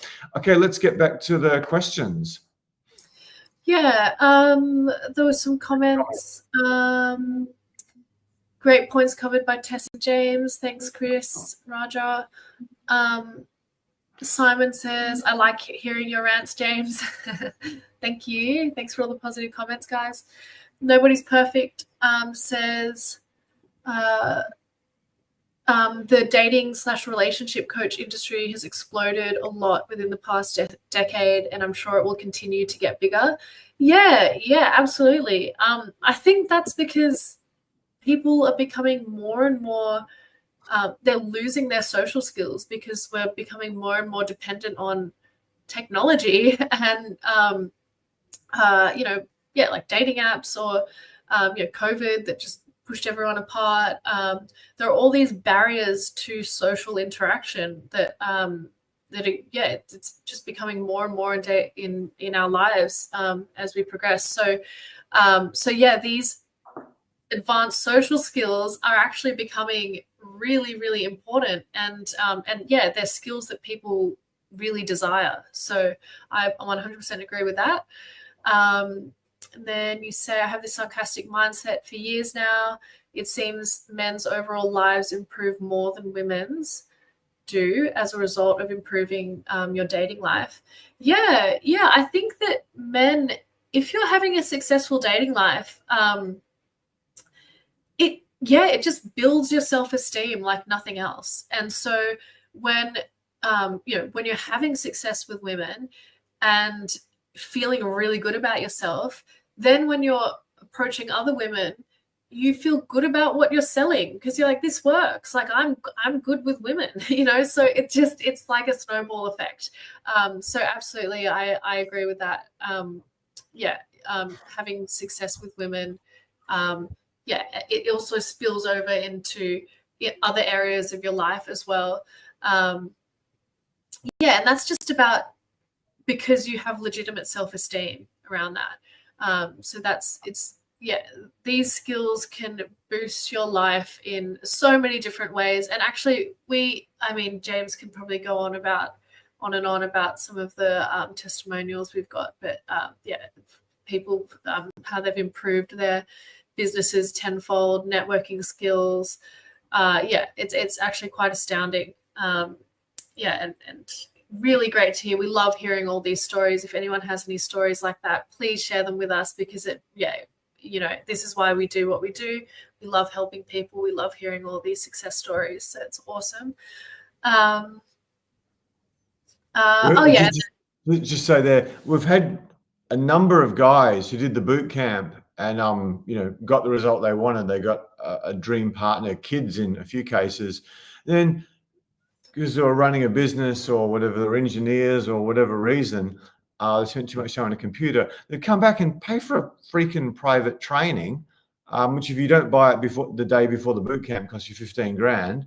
They come back and do a private training just because it would help them commercially. And many of them said it's the best. I mean, many guys have said this course is the best business course they've ever done, because ask Dale Carnegie, the author of How to Win Friends, Influence People. Even in engineering, 85% of your success is people skills. So it's a great business course too. We're going to be like YouTuber marketers and put the link in again, I think. What was I going to say? Yeah, there was 2 or 3 booked already. So what happened last time is everyone jumped in like half an hour later. So Tess is off somewhere soon. So there's not the volume that we usually have if you are interested. It's totally free. Change your life. Okay, so we've covered that. How about some of the comments? Stella, some women look in Bunnings. I've heard that constantly, because one of the gripes a lot of women have about modern men is that they're just completely effing useless. They can fix their computer, but they can't fix their vagina, and they certainly can't fix the fan or the toilet when it goes. So a lot of women want a guy who's somewhat practical. Unfortunately, I get an F on that one. I try to outsource everything I possibly can. You want to go through the we might start at the top and work backwards. I'll do this one. Jeff Mack. Last year I took a Japanese girl to a daytime yoga class, and onto a booth seat lunch and a beer. Great day. Fantastic. Yeah, you got to have a date plan, and you got to have a date plan for instant dates as well. Great comment, Stella. Love to have you back in Bunnings. I might do them. Actually, Tess, you want to read through them? Make your comment first. Yeah, sure. So Jay Rolanda says in the US, salsa classes are mostly male. That's interesting. Maybe it's the guys trying to meet women. Australia too. Yeah, well, I mean, you've got to do your research about where you're going. I also think even if you are going to a salsa class, if that's something you're actually interested in, learning how to salsa dance, I think that moving your body to music is it's a great way to get things moving, and you might actually use that type of thing as a warm-up to go out and be social. So I still think even if you're going to all male salsa dancing classes, that's probably a good hobby to have.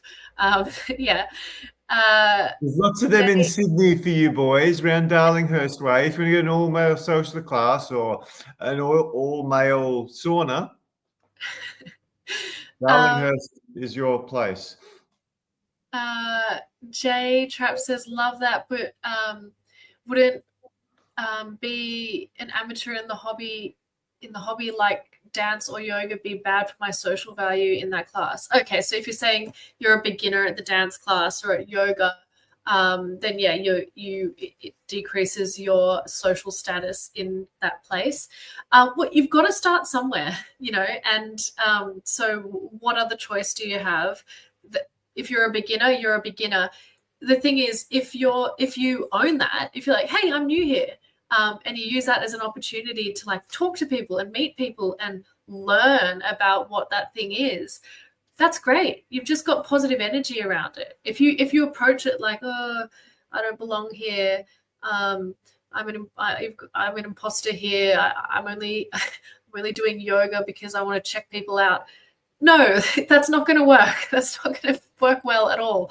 So, and people will pick up on that. So this is why I say it's good if you have some authentic, legitimate interest in these things.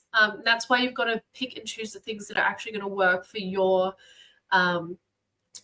personality. You know, if you're straying so far away from what your natural interests are, it is more difficult unless you actually approach that with just a really open, positive attitude where you're like, yeah, this is really different to anything I've done, but I'm going to give it my all. I'm going to give it positive energy. And yeah, so it really is about your mindset and attitude towards that thing. Just quickly, sorry to interrupt. Tess had a deadline tonight she wanted to keep to. She wanted to get off pretty soon. So if anyone's got any burning questions for the wonderful Tess, particularly about steps to get off dating apps or certainly not rely on them, shoot them in now because she won't be here very soon. Yeah. She will be available, as we say, tomorrow and I think two days or something. So yeah, shoot any burning questions for Tess, shoot them in now. I'll just say, yeah, I like Tchaikovsky and Mahler and Beethoven, so I'm not much of a dancer. I sort of dance like Luciano Pavarotti runs 100-meter finals. It's not pretty, it's not good. So yeah, but I went twice, and the third, I shouldn't tell her age now because I'll get in serious trouble for that. Let's just say she was just out of high school. I was a lot younger then. This is when I'm in my probably late 30s. Shouldn't say this. But yeah, second time I was there and I was standing on her foot and banging her knee. I was like the worst guy ever. I just did not enjoy it. I went as an experience with my clients so that I knew what it was like. But I was just so bad at it. I'm really coordinated at sport, but dancing, it just wasn't my thing at all. The funny thing was they had like a slightly black guy. I don't know where he was from. And they had a white instructor, and the white instructor was just awful. You watch him dance, it was just like horrible, disgusting stuff. So yeah, one of the big jokes, certainly African Americans and other cultures have, Latinos have about white people, is we're just the worst dancers in the world. It's awful watching white. The worst thing ever. I shouldn't compare it to what's going on in different parts of the world now, but the worst thing ever is watching a bunch of highly educated men in suits after some corporate function. They're all sitting there with their partner trying to dance to some 80s and 90s hits. It's just disgusting. It's like a horror. It's a horror show. It's so bad. I am one of those people, so I know not to do it. I won't subject people to me dancing. I have enjoyed it twice. One was the greatest woman of my life, and one was with a very fun fling in Africa, in Malawi. So they somehow coached me to not be so awkward because I was really enjoying the moment. And the music wasn't awful like many nightclubs. Anyway, I'm crapping on. So were there any burning classes for classes? My brain. Any burning questions, lovely Tess, before she goes? If not, she can sign off in 2 minutes with a big thank you. And we'll see how many of you guys hang around if it's just this ugly dude and not the pretty girl. Anyway, I can give you amazing value, like extraordinary value. I've been doing this 19 years. So hang around. If you want to book a time with Tess tomorrow, there was at least 1 or 2 left last time I looked. There's been a few taken. They might not be here an hour after we finish like last time. And yeah, can't wait to see you guys. Thank you again, Tess, for being so awesome. And I'll talk to you soon. Thanks, though, guys. I'm going to sign off now. Thank you so much for all your positive comments and your engagement. Good to see some familiar names here again, and looking forward to seeing you next time. Thanks. See you guys. See you, James. Yes, I'm watching the numbers of people here. See how many just plummet when I leave. Support this old guy with the big nose. James has got some good insights, guys. Hit him with your questions because he's here to help you. So, but yeah, bye for now. See you guys next time. I'm not very affable. Is Stella leaving? Oh no, that's sad. She's probably my favorite. Okay. Hit me with questions. I'm just going to go through questions. Thank you so much, Tess. Great listening to you. That's awesome. I'm just looking at the number now, see how many of you guys leave and the pretty girl's not here. Great listening to Miss Stella. Thanks for doing the Q&A. Bill Gates dancing on stage is the most cringe thing ever. Stella, that has to be comment of the night. I think there was a few competitors, but that is a ripper. Thanks, Stella. Sounds like a good date, Jeff. It seems men's ability to attract women is mostly skill-based and behavior-based, not the other way around. Am I right? Yeah, absolutely. Absolutely. I mean, looks and status helps you, but you need the skills. Nearly all the guys I learned off, which is terrible. I mean, sorry, they were on the dole, they were barmen with drug problems, they were short, they were skinny, some of them were badly dressed, but they had a lot of spare time to learn how to pick up girls. So yeah, it's completely skill-based. It's completely skill-based. And if you are this desirable guy with some cash, and you don't have the skills, you're effed. You're completely screwed because you're just going to get Amber Heard on speed. I've heard worse stories than Amber Heard. I can promise you that many times. Jeff Mack took a girl out. Okay, I think if anyone's got any burning questions that they want to ask me, I'd love to handle them. I've got some amazing ones if no one jumps in from last time or something like that. But just let me know. J Trap, love that wouldn't be an amateur and a hobby. Oh, great one. Because I knew Tess had to go. I didn't cover that. Men have this stupid, insane idea that in order to talk about something or do something, you need to be an expert, which is just insane. I've dated women from pretty much every professional background you can imagine. And it's because I've got an interest in it. I mean, if any of you want to play the game, it probably won't work here because there might be a lag. Just name a profession, and I've probably dated one of them. And the insights that I've gotten to medicine many times, I've dated a surgeon, dentistry, accounting, finance, law, psychology, acting, being a masseuse, models galore. It's such an interesting life I've led because I've shared my life with a bunch of women. I'm not in the Wilt Chamberlain league or anything, but I've shared my life with a bunch of women, and I've learned so much about the world. It's probably the greatest gift I've ever had was seducing girls in different countries to mine, particularly very different countries like Iran. Yeah, I'm crazy. And just going to meet their parents and stuff. So a number of times I've been with a girl in Iran, and whatever, we've been together 3 days, and I'm like, hey, can I meet your family? And she's like, what? It's Ron. We just had, you must be crazy. I mean, no, it'd be really fun. And that was, I don't know, this was one of the best 100 afternoons of my life, and probably one of the best 10 or 15 was having, anyway, I'm crapping on. The greatest one of my life, having dinner with her mum and meeting her mum and loving her mum and her mum eventually loving me. Confident flirting is teasing is the key. I don't have so much trouble getting women to become interested in me initially, but many disappear when they find out I have little money to spend and no car either. Flirting can work at the start, but you've got to have a genuine connection. That's the big thing, Ralph. And again, no money is really not a barrier if you've got a bit of spare time and some skill. It's often an asset. Because this is really good content you guys are getting. Okay, when a girl goes on a date with Mr. Right, can you guys just see me? Or it's not split screen anymore. No. When a girl goes on a date with a guy who's Mr. Right, who's got the job and the face and he wears beautiful clothes and all that, she ain't putting out for the rest of the time. She's not going to be an S word in front of this guy she really likes. So it's just hopeless. It's completely hopeless. So if you're not Mr. Right, but you might be Mr. Right now, you've got such an advantage in getting girls, potentially making them fall in love with you and getting them in a time-efficient manner. Because if you're some loser who's super confident, pretty much every girl will sleep with you. I shouldn't say pretty much every girl, but so many, even women in their 30s who say, I'm just looking for my dream guy. I'm looking for my dream guy. This is a fantastic story for you guys. I'm just seeing how many of you run away when the pretty girl's not here. Yeah, I mean, this is big-headed, but I'm giving you guys so much value on these things to try to get an audience and get started. This is one of my first girlfriends, and I was at dinner with her sister and a bunch of the girlfriends, and I think it was just me. There might have been one other boyfriend there, and then I won't say the girl's name, but a girl who slept with Heath Ledger and a whole bunch of famous Australian football players and Lord knows how many other people.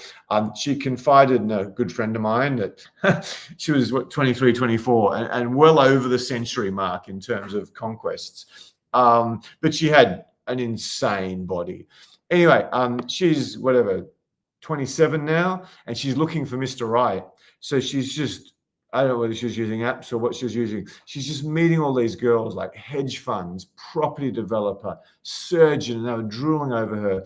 And she'd bring them, the first date, don't ever do this, was dinner with all her girlfriends and some of their boyfriends. It was like a panel interview when you're going to get like some $2 million a year job. And this poor guy is just being put through hell. He's, sorry, Christians, he's basically on the cross being tortured in front of a crowd. And you know, the friends, you're not good enough for my friend.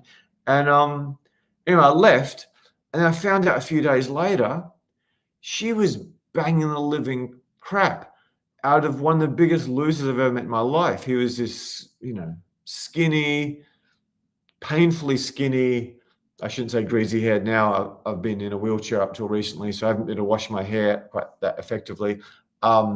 Greasy haired, no muscles, no nothing, some acne, dressed quite well, but all he'd done in his life was work in bars. And yeah, I mean, he claimed 300 bodies and he wouldn't have been much over 24, 25. But for a barman in a city this is in Perth, where most guys are atrocious with women, I think it was true. But yeah, this is years ago, this guy had been taken up for sexual harassment and fired from a whole bunch of jobs for grabbing girls and shit. And this from memory, this guy's a property developer who's a multi-millionaire in his late 20s. And this is in the 2000s. He's being grilled while the girl's banging one of the biggest losers on earth. So the reason I'm telling you this is to help you guys understand women at a very, very deep level, It's just like, yeah, if you're Mr. Right, it's dramatically harder for you to actually get to second or third base because they're just testing you and blah, blah, blah, blah, blah, blah, blah, and they don't want to be the S word. And they're going to put you through much more grueling times than if you're just some loser who's really confident. So if anyone found that helpful, particularly the successful guys, it would be really valuable if you could share that with me. By the way, thank you, muchas gracias, trema kasi banyak, obrigade, donkey. I've got the same viewers as when Tess was here. You just grew my ego massively. So muchas gracias. Thank you from the bottom of my heart. That was an interesting experiment I did. I can't wait to tell Tess. Krishna, questions. I'd love questions. I can crap on for hours if you want, but I'd love questions. Chris Raja, do women like cold? Oh, here we go. You've disappeared. Someone else made another comment. Do women like cold reads? How do you get good at it? No offense. I would strongly implore you, urge you not to do that. Even if you're really good at it, I probably wouldn't do it, because every girl who's in her, anyway into her 20s, she's had the hangover of that book, The Game. And one of the big things they did was cold reads. Now, there might be some guys who are very good at cold reads, and there are some really interesting cold reads that you can learn about stuff. But any girl who's been tackled by pickup artists has probably had some weird guy do a bunch of that on her, or she might have even slept with him and then he turned out to be some weirdo because she was just manipulating her with a stand-up comedy routine that he'd prepared. So yeah, I would be very, very careful with that. I'm not God, I don't know everything, but anything that comes out the book, The Game, other than shower before you date, I'd be very, very conscious about doing that. I'm biased. I've had results I couldn't even freaking dream of in a million years with women, just by doing social skills and good questions and learning to touch and listening very well, being confident, using social proof cleverly. So yeah, I just think any of that sort of manipulative, sort of pretend stuff, I just don't think I don't think, yeah, Jeff Mack says Mr. Right gets more tests. That's very true. So yeah, I would probably recommend against it. But again, everything I say, unless I've coached you and I know exactly who you are, test it. If you're 5'1" and not particularly attractive and you've never really got started with women and you're not very good at conversation, maybe cold reads are a good tool for you. I don't know. But yeah, my gut feeling is probably not. This lunch break today was a little long as it had to be. Going back to the office. Greetings, everyone from Munich. Great city, beautiful girls there. Simon, thanks for that. Have a great day. Any questions? We'd love to have them. You guys are hanging around, but if you've got any questions, fire them through, because I've got, where did I put that? I've got a list of killer questions. That, some of them come from before, some of them from good old AI. I thought I bolded them. No, I didn't. I'll look online. So hang around. I'll have a really fire through your questions, but I'll have an absolute ripper of a question soon. Let me see. This is probably the best part of the whole night. No disrespect to Tess. Burning dating questions. Grok beat Chat GTP quite comprehensively for anyone who's interested. Stella, you're still there. You're definitely my favorite. Sounds a bit gay, but I can't say that. I'd love to meet you one day. Really appreciate your presence. There's been a few other women here, but you've been persistent. Cold read is where you make statements about someone that are mostly true. Like astrology, it's written in such a way that you go, oh, that's me. These people really, really know me. So yeah, cold read is where you sort of make up stuff about someone and say you're doing it. One girl in New York actually did a crazy good one on me. She turned out to be a bit wacky, to put it mildly, very mildly. I found that out too late. In the current world, she would have been quite scary to have taken to bed. But yeah, she did this amazing cold read on me. I thought she was being sincere, but she'd just done some pickup artist course for women. Plus, she was very smart. So yeah, I can't remember, but the pickup artists have a whole bunch of them.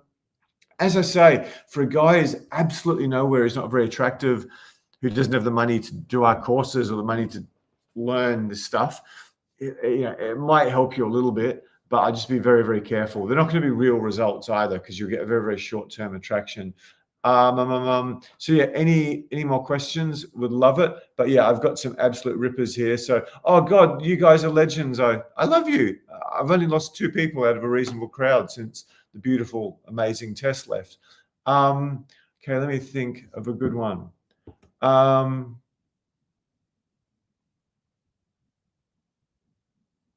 Okay, what should I say on a first coffee date? There's a good one.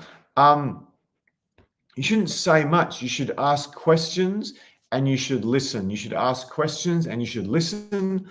If you think you can do it skillfully, again, this is where we come in and really help you. If you think you can do it skillfully, you should touch carefully. But yeah, in the current world, without having trained you, I'm just like a little bit scared about saying stuff like this, because it could really go pear-shaped. So it's not so much what you say, it's the questions you ask and how well you listen. So that's the most important thing, if that makes sense. Much more important in terms of something you plan is you want to have a really, really solid date plan, where it's basically, that's just a thing where you know exactly what you're going to do before you get on the date. Because the worst thing ever for girls, according to many, many girls, is to have some guy who's like, sorry, I'm just looking for something important. The worst thing ever is to have some guy who's,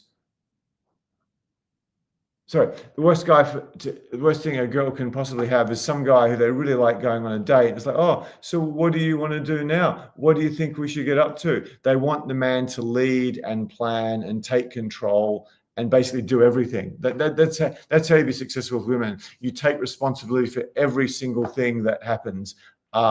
Take 100% responsibility, just like that's how you succeed in business. So yeah, that's very, very important stuff. So any more questions on that question? I'd love to have them. Again, if anyone wants the best piece of content we've ever done, not that this is bad, just send an email to james@socialcoach. I'll put that in the chat in a second. And I meant to ask for that earlier. Sorry, we don't have a proper link with us. Stella, feel free to jump in with any comments you have, or if you've got any questions yourself, I'd love to handle them, because one of my ambitions is to coach women. I might need someone like Tess to be at the front, because I'd probably get a lot of hate, and Tess would be wonderful. Tess is probably too attractive actually to do it. So yeah, if anyone wants the best piece of content we've ever done that's been added to and it's not an edited version, feel free to jump on that. And yeah, my successful business friends tell me I'm a really bad marketer. So yeah, if you'd like to grab a time with Tess tomorrow, hope there's at least one or two left. I haven't checked for a fair while. Just jump that link there. I don't know, it could be pinned at the top and I'm looking like a bit of a dickhead. Oh, I said a bad word. If it is, I apologize for that. So yeah, great opportunity, 45 minutes. And for anyone who wants more help, we're having the biggest sale ever, not ever, yeah, in 15 years, because for a reason I won't go into now, construction and some bad hires, my income's much, much lower than normal. Anyway, lost two people there. So maybe because I was looking off the camera. So any more stuff on that question?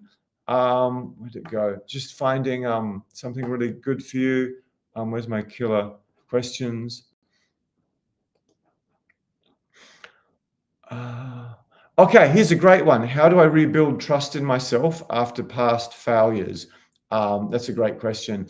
Krishna, the online boot camp is a set of lessons and interactions all online. Yes, and it's much more cost effective than actually rocking up on a boot camp. So what happens is you get a whole bunch of, depending how much you pay, we do have quite a cost effective option as well if you want to book one of those slots to see if you qualify, where you get a course, you get a whole bunch of stuff. For most options, we actually help you with your style and your dating apps to get leads. And then you get a bunch of sessions with Tess and our other coaches. So I'm not exaggerating when I say the full online package is probably as good as the boot camp pre-COVID. And we've got the most crazy success stories of any dating coach I know. I don't just mean who slept with, 50 girls in their first year. We've got plenty of them. But we've also got a lot of guys who are sleeping with a lot of quality girls and then met their dream partner a year or 2 or 3 or 5 years later. So, oh, sorry, Stella. Hey, James, it's hard to gauge when people leave because they might be watching with a bit of a delay, something to take into account. Thank you, Stella. Thank you so much. That's unreal. I really, really appreciate that. So what question did I say I'd answer? How do I rebuild myself? How do I rebuild trust in myself after past failures? Hope that's valuable to you guys. Yeah, you've got to realize that, I'm big on the Stoics, Marcus Aurelius. You've got to realize that life has ups and downs, and you've got some really effing wonderful women. I've had a handful. And you've got some really effing awful women, because I was pretty promiscuous for a period of my life, and I got the girls who were perpetually single and quite promiscuous. I got some really awful women too, and I got stuck with one who went awful. I may have contributed somewhat or a fair bit, but yeah, she went really, really awful. So how do you rebuild after that? Anyway, so book a call with Tess, get some skills, and then take action. At least get a plan if you don't get the skills. But you just really run through what we did tonight. You just start with the easy stuff, which is to sort of just talk to strangers in really easy places like shopping centers. You have to perfect your conversation skills. I mean, that's absolutely mission critical. Nothing defeats that. Nothing beats it. You've just got to do that. You've got to pay some attention to style. So it's really what the subject of tonight is. Just if you go through these points, I think it'll be published on YouTube soon. That's really what you do. In terms of emotionally, how do you do that? That can be hard. Because a lot of men just do not trust women anymore in the modern world. And there's the other side of that. A lot of women don't trust men.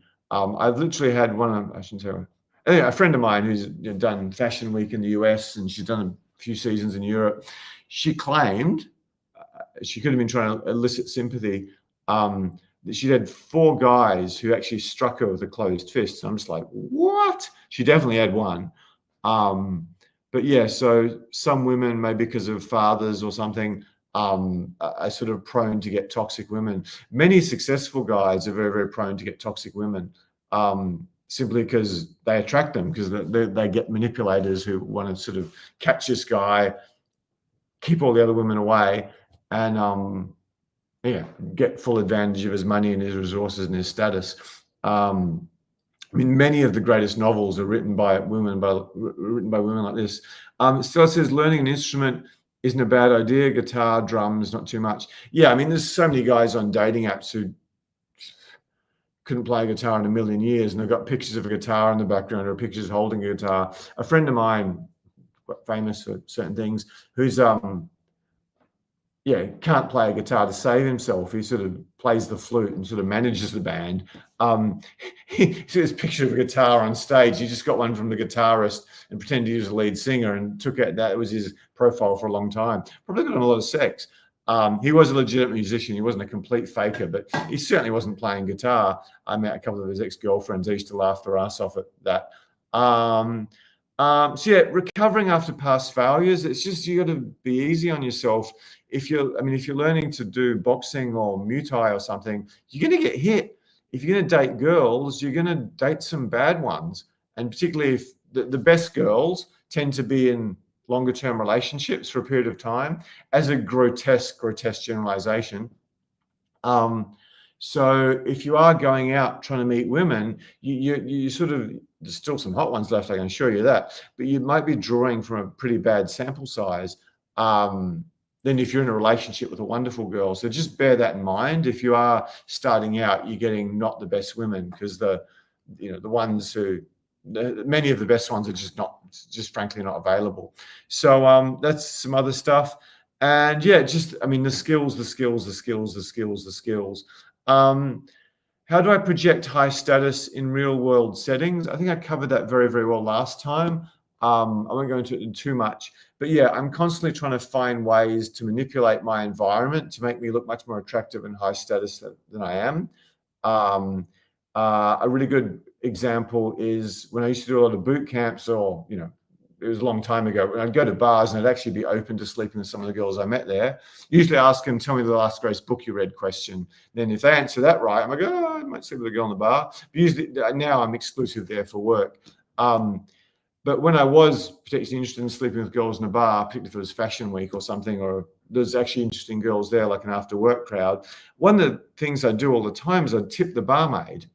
Not much, like $1 or something, but she serves me a drink, I just give her $1. And then she's just paying all this attention to me. And it's like the barmaid, if you tip the cute one, she's throwing herself at me. She might not like me at all. She had no interest in me, but she's got interested in tips. So that's making all the other girls in the venue who see this guy who's talking, and the hottest barmaid squeezing her boobs together and flirting with him and doing all the stuff Tess showed you. So suddenly I'm one of the most hot guys in the room. It's cost me like, what, $4 or something, maybe $5. It also flows on to all my clients who I'm there with. Another thing I do is it's so much of it's just what I teach is what I do. As long as I'm not focused on work or too stressed, I make friends with everyone. I'm just really social. I'm really friendly. Again, Steve Irwin's my role model here. So, hey, how you doing, blah, blah. And yeah, I'm in Indonesia now trying to get my events going here properly. And yeah, it's just there's a local yoga studio where I go there, I eat there, and there's pretty attractive girls around, I can assure you. Lots of very interesting ones too. But yeah, I've sort of made friends with the guy who does me dinner. I've made friends with this guy. I've made friends with that guy. I've made friends with the people who sort of run the place, the reception staff. So yeah, I'm just a good guy to everyone. I don't tip super generously, but I tip. Gets me better food. And they make me a bunch of bespoke stuff. That I mean, this huge bowl of broccoli. What the hell is this guy doing? He just crafts the world into the way he wants it. And girls get very, very attracted to that. Another little tip. I'm a very, very, very, very fussy eater, because I've traveled for 7 years. And I want to live forever. Bit ambitious. I'm 54 and my hair's greasy, but there's very little gray there. And there's this. So healthy eater. But yeah, I've been out at restaurants with girls, after I've slept with them. Not before, and I'm like, I want this, and I don't want oil, I want that on the side, and I want you to give me extra broccoli, and I'll pay this much, and yeah, I don't really want rice, can you do me sweet potato? I mean, I'm just like, who do you think I am, George Clooney or Elon Musk or something, or Steve Jobs, who was more demanding than me if you read his biography. But yeah, and I always thought girls would just think I'm some W word, masturbator. Okay, I'll just say it, wanker. But yeah, most of the girls I talked to said, no, I was so attracted by that. It's just like you get whatever you want in any situation, which isn't too far from the truth, but not always.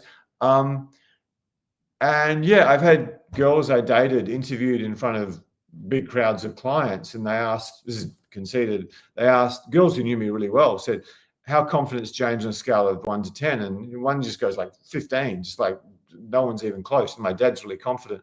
Partially that because I've worked in finance and sold and done a lot of public speaking and then traveled for 7 years. But yeah, there's all these ways you can manipulate the situation to be dramatically more attractive, to make you dramatically more attractive than you actually are. So I can answer questions all day, but I'd really love some of yours. There's still a bunch of you around. My ego is very happy. Stella might be right. I might be fooling myself. Stella, do you know how long the lag after asking questions is? That's really interesting to me. So sorry, with people dropping out, do you know how long the lag is before I see that? Because it could be like 20 minutes. I'm kidding myself. So yeah, great question about the online bootcamp. Any more of your questions? Would love to have them. Would love to have them. Would love to have them. Also, Stella, do you by chance know what the link with the questions are? Because sometimes I see a really good one a long time after I asked. Rebuild trust after first failures. Yeah, Grok beat AI with the good dating questions. How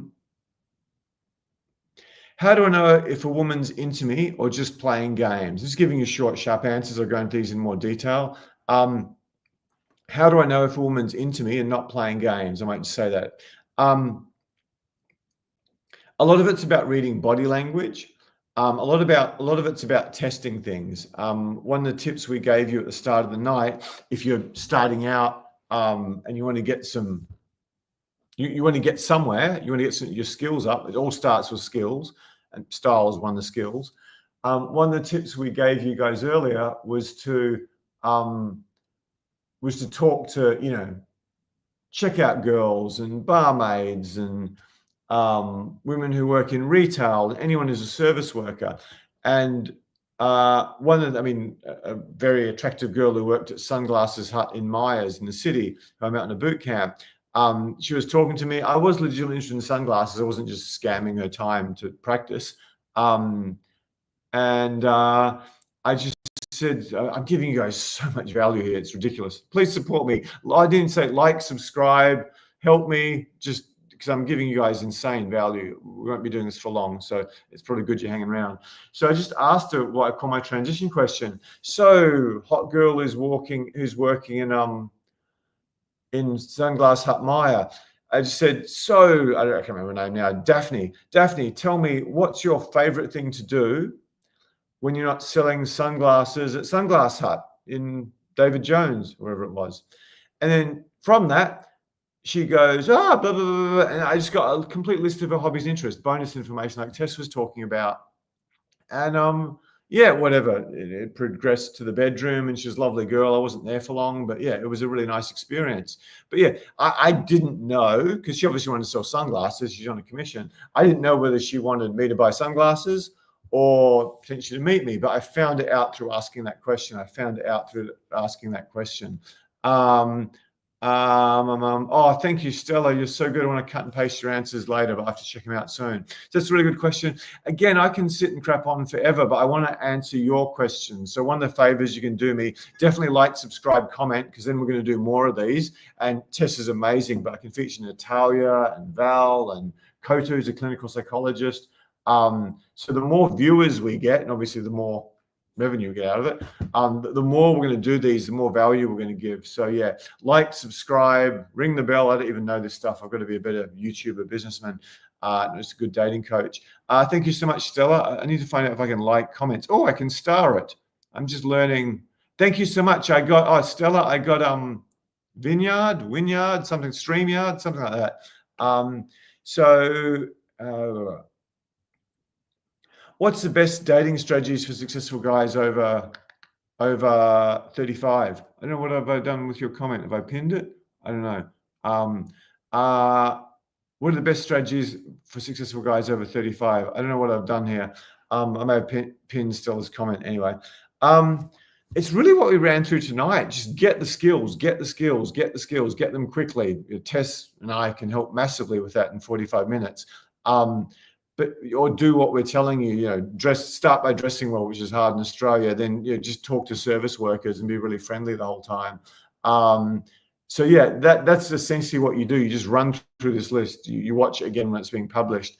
For guys over 35, if you're kind of successful guys over 35, you've really got to find a way to hack the system, because you don't have much time. And if you work a lot on computers, you don't have much energy. So you've really got to find a way to hack the system. So what I would suggest, obviously I keep coming back to getting actual good coaching from someone who's really good. The thing is, if you want to meet an amazing woman today, which is a lot harder than before because of a bunch of whatever gender relations stuff and the massive masculization of Western women, the massive feminization of Western men, which I won't go on to, aided by the food we eat and the toxic chemicals in the sky. If you want to find a good woman, I haven't dated her, I'm definitely not going to date her, like Tess, it's going to take you some work. And you've put all this time and energy into your career, many of you guys, most of the guys we help, and you've achieved this level or that level or some crazy level. And guys think, the woman they're going to marry and have kids with is going to land on their dick one night. It's not going to happen, dude. It's not going to happen. It's like a homeless person or a poor person thinking, if I just buy a lot of tickets every week, it's going to come through for me. You have much more chance of being struck by lightning, much more, dramatically more. It's just not going to happen. You got to put some time and effort into it. And if swiping away on apps is your strategy, you're kidding yourself. And if you've got cash and you're trying to get me to go swiping away on apps or waiting for the ones who come to you, you're screwed. It's going to be a divorce. It's the most painful thing you ever do. I mean, if you lose your money and lose 3 or 4 or 5 years of your life, if you've got cash, which many guys do in divorces, but if you lose your kid, if you're accused of abusing your kid, like so many successful men are, so many guys are just close to suicide. So the more money you have, the more mission critical it is, the more status you have, the more mission critical it is that you put some time and effort into this, get it sorted, and you have to do it very, very quickly. I mean, doctors tend to be very, very time conscious, probably because of what I have to go through in university. But I've had comments from like 3 or 4 surgeons. Well, there's high yield. This is one of the most high yield things I've ever done in my life, because this is pre-helping online. The amount of time they spent on the boot camp versus the results they got out of it was insane. So best strategy for successful guys over 35. Do what we're telling you. Upmarket bars on a Friday. Having said, there's quite a few successful guys who just want to date a yoga teacher. They don't want some complicated woman under a lot of stress. Sorry if that's upset Stella, but it's the truth. I should hopefully coach women one day, because I know exactly like the back of my hand, maybe better than anyone in the world, what the guys you actually want out of a woman and the mistakes they make. After work bars, if you get some skills quickly and you go there, because I was quite astounded when I went to the Opera Bar in Sydney on boot camps. I'm talking to girls who are like neuroscientists and bankers and women who've read books and women who've traveled and stuff. So I was really, really impressed by the women I met there. That was a small percentage, but I found them, which I was really surprised about. Women I'd usually only find in bookstores. So yeah, for anyone who's rocked up, and I'm doing well, according to one little thing, I'm beating Tess leaving, which I don't believe, but according to this, I'm equal. Stella may prove me wrong. For anyone else, Tess was here for like an hour 45, but I've decided to come on and support guys, because I don't really want to do one of these every day, which is what my successful friends are telling me to do. So at least I would give YouTube some good watch time and really help a lot of guys at the start. That would be really good. Simon, question, thank you for that. What are some of the common Tess objections women throw out? And bunch of questions. Luke, another one of my favorites, is back. I've lost Simon's question. Simon, what are some common Tess objections women throw out to get past them? Okay. Have I said that? I'm going through a really tough time now, so if I'm repeating anything from the last one, I apologize. One of my almost rivaling Tess, maybe not as popular as Tess, one of my most successful, popular, good female trainers ever was literally a data warehousing specialist. So she's a seriously smart girl. She's maybe not model beautiful, but beautiful. And the guys just had the biggest crushes on her. So, like, probably my closest female friend in Sydney. I really miss this girl more than nearly any girl I've slept with. She was my best female friend in Sydney. I really, really miss her. Really miss her. But yeah, she told this great anecdote at one of my advanced events where there was this guy she really, really, really liked, like really liked. He had it all. He was tall, he was handsome, he was ridiculously smart. He's very, very successful in tech. And it turned out they were on the same mixed netball team together. He was obviously there trying to meet some women, a bunch of successful tech people. And she's basically flashing her boobs and spreading her legs at him every night, trying to get this absolute complete moron with women to sort of do something. So, I mean, she's touching him. She's sitting beside him every time they go out to drinks. She's complimenting him relentlessly. The other girls are just like, I need to say her name. Could you please stop hitting on Ken? It's just making me want to vomit. It's horrible. She told this story on the stage. And eventually, I think it was the finals or something, it was the last time, the guy eventually worked up the courage to ask her out. And then this would be close to verbatim. And she's like, oh, I'd really, really love to, but we're on the same mixed netball team. I'm just a little bit worried about the vibe and what it does to the team. And this absolute, I want to swear, this absolute effing imbecile, probably 30 IQ points on me from what Julia described, this absolute imbecile with women who ticks every freaking box you can ever imagine, particularly for a really smart girl in tech, goes, oh yeah, I didn't think about that. You could be right. And she said her heart just completely effing broke. It's just like, she was devastated. She was devastated. And she'd been dreaming about this guy, probably, playing with herself at night, dreaming about this guy, because apparently he's really hot. Sorry, Stella, I shouldn't have said that.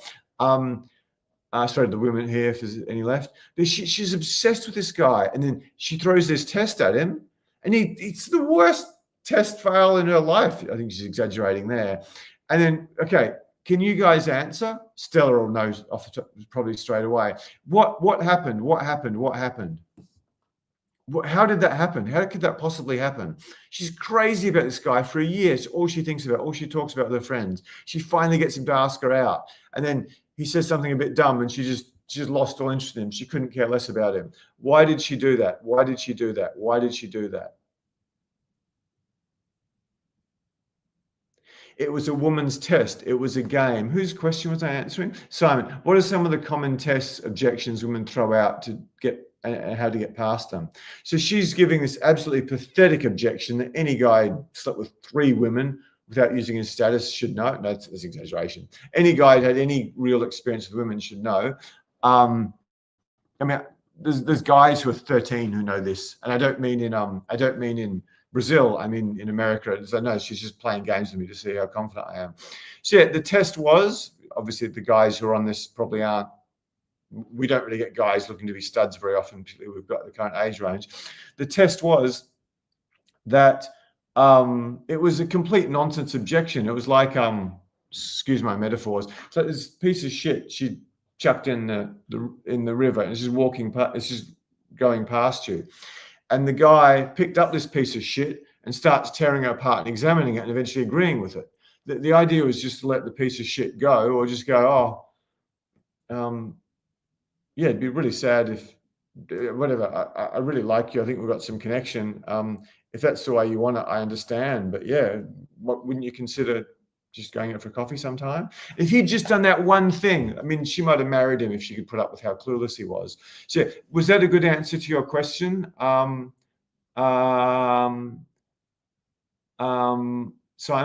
was that a good answer to your question? But yeah, that's a brilliant thing. Stella, you may find, and I've talked to dozens of women about this, including many who have been quite accomplished, certainly not just models, like accomplished professional women, that when I start explaining stuff, they realize intuitively that they're testing all the time, but they don't call it a test. They don't see it as a test. But what women are ultimately doing is they're trying to figure out a man's worthiness as a partner. That's what they're doing. So yeah, it's not a terrible thing. It's not a bad thing, but yeah, that's the way they test women. Another great question from Luke, one of my favorites. I think Stella's my favorite, but yeah, Luke's probably up there. Look, how long would you recommend vetting a woman that you're considering settling and having kids with? Oh my God, I'm 41 already. You got to do that sometime, man. You got to do that sometime. Just let me know in the chat. Have you got one already? Have you got one already you're very interested in? That would be a really interesting answer to know to help you with this. Dude, I think you told me one time what you do, maybe in YouTube. I can't remember. I won't repeat it now, but you sound like a very successful guy and you're having no trouble getting laid off apps. So I'm guessing you're reasonable to look at as well. It's just got to be a long, long time. And the other thing I'd suggest you do, not just bang girls off apps,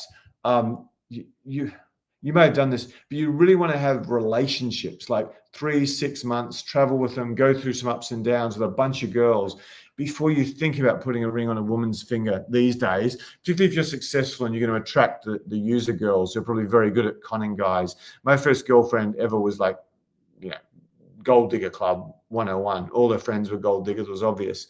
But yeah, most guys who haven't, slept with women, I mean, through some people I coached, an heir to one of the biggest fortunes in Britain, the biggest fortune in the 80s in the world, I think, I met one of the world's greatest gold diggers. The irony of this gold digger was she wasn't trying to sleep with this guy who's going to inherit hundreds and hundreds of millions of pounds. She's trying to use him for contacts. So yeah, a guy's going to inherit hundreds of millions of pounds, who's immensely charismatic. Wasn't good enough for her. She only wanted billionaires. So yeah, this girl was extraordinary. I mean, she was not a model. She was not a really, really hot girl. She had a pretty face, but her body was a long way from a model. But oh my God, you'd meet the girl and you're just obsessed with her because she was so freaking good at this. I mean, she got her honors at Oxford, first class honors and stuff. She was a really smart girl. So yeah, I mean, you've got to have actual relationships, try traveling with them, going through ups and downs. To some extent, you've got to test them. Just see how they handle stress and stuff like that. Holidays is a very good way to do that.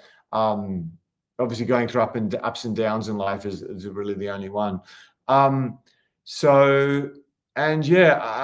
can't see less than 2 years. I mean, if you've got a net worth or even a decent job and you're marrying girls less than 2 years or impregnating them, I mean, it could just go so pear-shaped on you. The worst hell that so many guys have ever imagined in their life was having the thing you love the most with the thing that hates you the most, and using the thing you love the most against you, and then you starting to hate her. One girl lived in Vaucluse who was the right-hand man to one of the world's most famous billionaires. He used to call his kids the hostages. So the girl hostage and the guy hostage. So whenever he's with his friends, he doesn't refer to them by their name. He says, oh, yeah, she's got the hostages this weekend. Because anyway, following the GFC, he had to put this Vaucluse house in her name to get out of what may have been potential bankruptcy. And he had a really good business.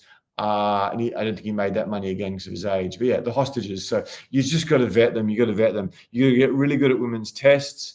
You're probably going to get some close female friends and let them meet them. Look, if you just tell me, have you got someone, or are you just casual girls? Hard to find one I think of qualities of a girlfriend. Yeah, look, I don't know if we're similar, but I'm ex-finance. I've traveled a lot. But yeah, I mean, there's a ton of girls in Bondi Beach I'd love to, not now, but in my 30s and maybe early 40s, I'd love to sleep with. I wouldn't waste a night on it these days. I've done enough of that. But yeah, I mean, there's only one girl I met in all my time in Australia that I thought, yeah, I could be with you in a year. But unfortunately, I'm still seeing the greatest woman of my life in another country now. I might have said before, I mean, if I met that particular woman now, I mean, I'd impregnate her within 2 years. It's just, she was so wonderful in every metric possible. I'd had a lot of experience with women at that time, so I was pretty confident this was a real deal. That's one of the reasons why I talk so highly of Tess. We've had our ups and downs for a bunch of reasons I won't go into. Bad hires and some problems I've had, some mistakes I've made. But yeah, she hasn't, whatever. She's been very, very good. I don't know. She might treat her guy very differently to me, but I think Stella got a bit upset about me saying stuff about Australian women. But I don't know. I'm 75% sure, maybe more, that Tess is an extremely high quality woman, and whichever guy gets her, just won lotto, or just bought Bitcoin in 2014 in terms of Australian girls. She seems, from what I can pick up, wonderful, and she's pretty attractive as well. So don't have a girlfriend at the moment, just casual girls. Hard to find one, I think, that qualifies as a girlfriend. Yeah, whatever. I think we'll put the link in the chat a few times. That's where we can really, really help you, because that's the main thing I do. I mean, I charge 15 grand a day for private training, and guys have spent 100 grand on it. And they're not doing this to sleep with a bunch of girls, I can assure you that. They're doing it to find the one who won't destroy them.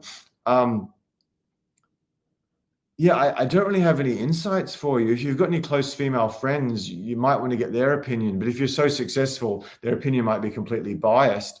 You just got to get really good. I don't have a good answer for you other than get professional help, which is, I think I've said before, there's been guys sitting on a boot camp on the last day, and one of the questions I used to ask when I did testimonials all the time was, so what was this course worth to you?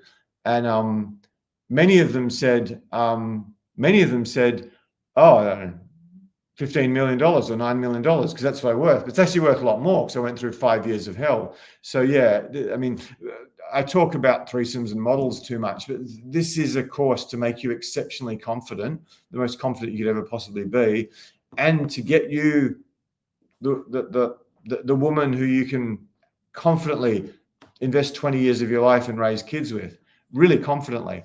And I mean, I haven't heard about too many divorces from the clients I've kept in touch with.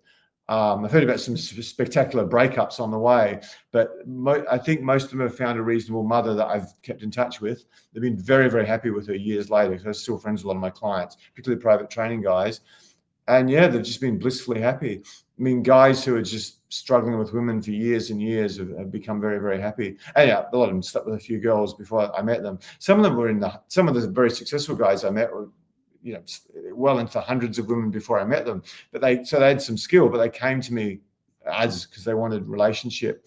Oh, that's the best one. Construct furniture from a flat pack together. There's a test for the best. Yeah, I'm a eunuch on that stuff, unfortunately. But yeah, it's something a lot of women are interested in.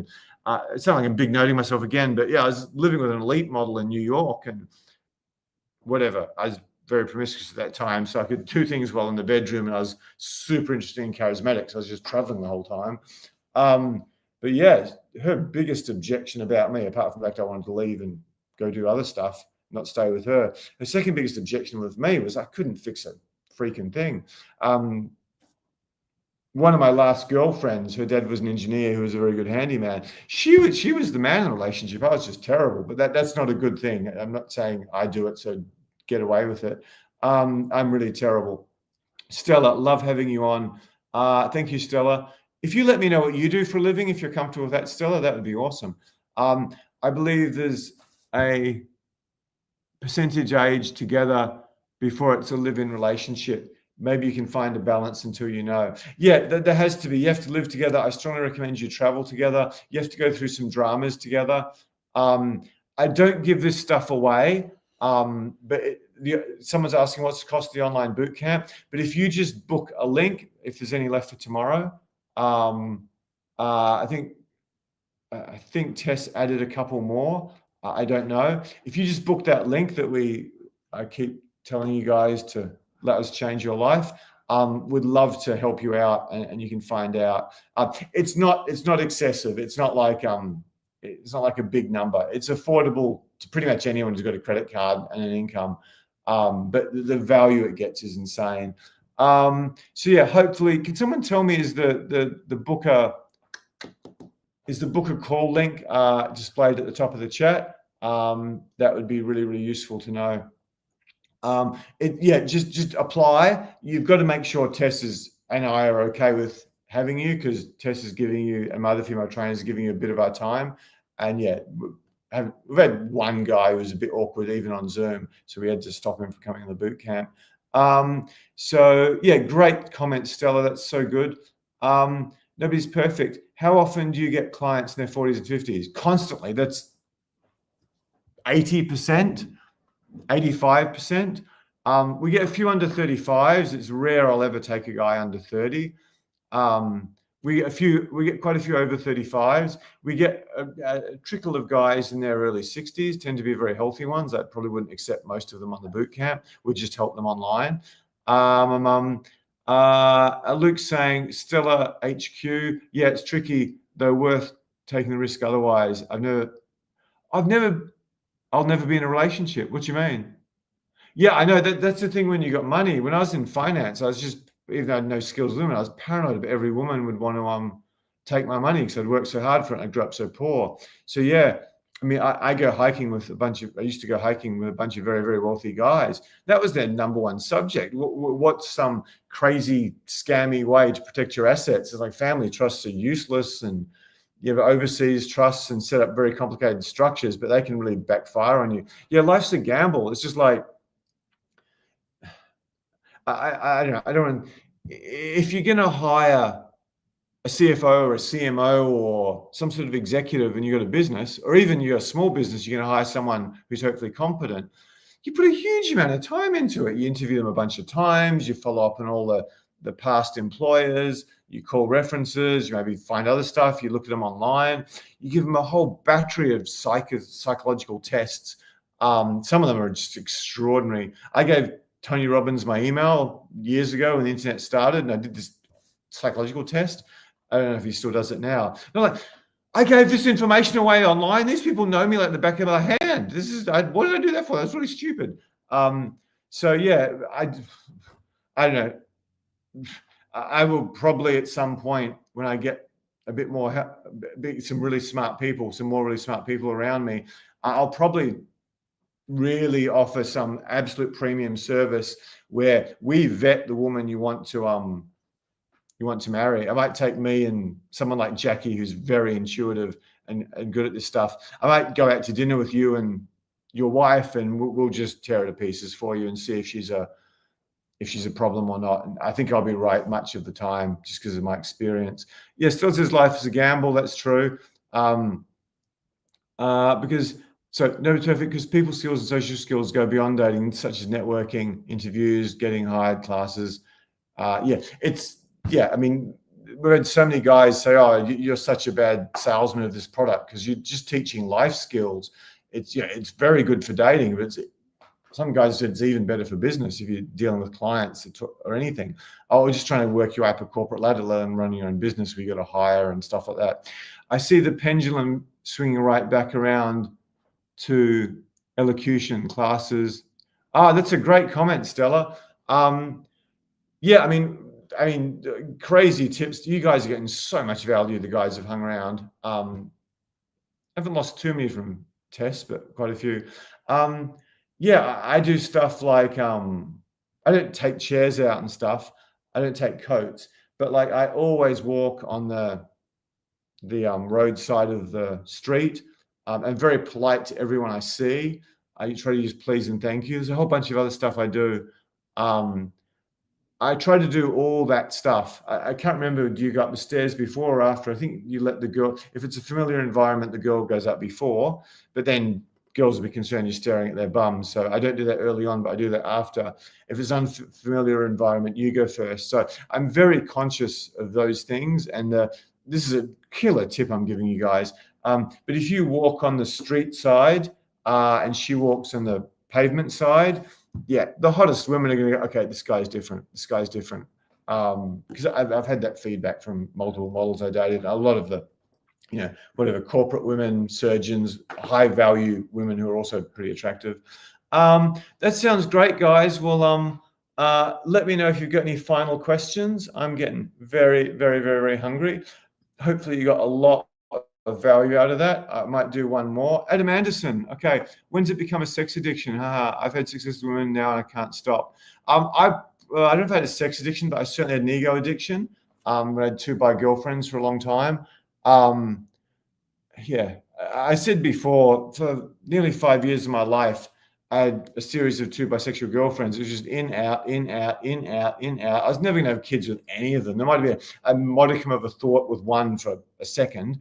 But yeah, it was good for my business. It was good for my ego. And it's such a pleasant way to spend time having 2 bi girlfriends. Just, 12 hours of literal intercourse on the weekend, and you wake up, then you finally get out at 2 and, go to the beach, or maybe later and you have dinner.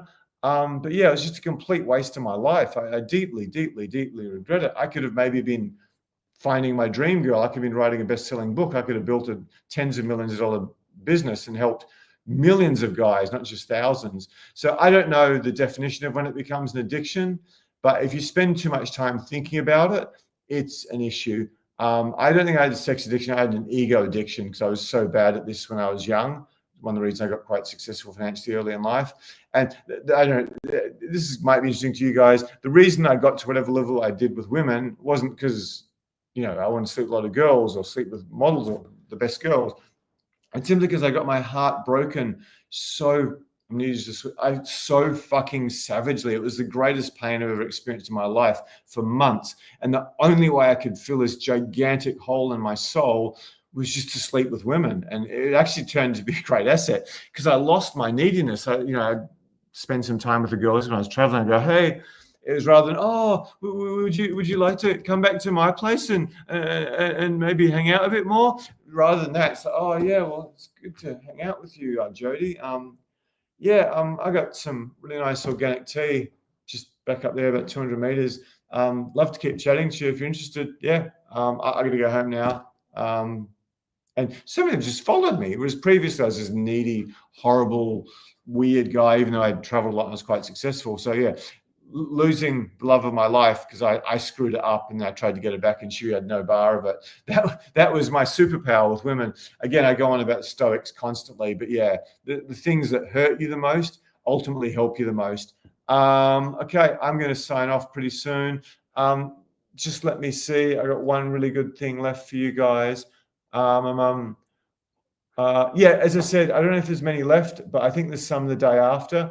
If any of you guys want to book a session with Tess, I've lost the bloody thing again. Silly me. I had one really good thing to say before I do that. I'm sorry, my tech skills are pretty awful.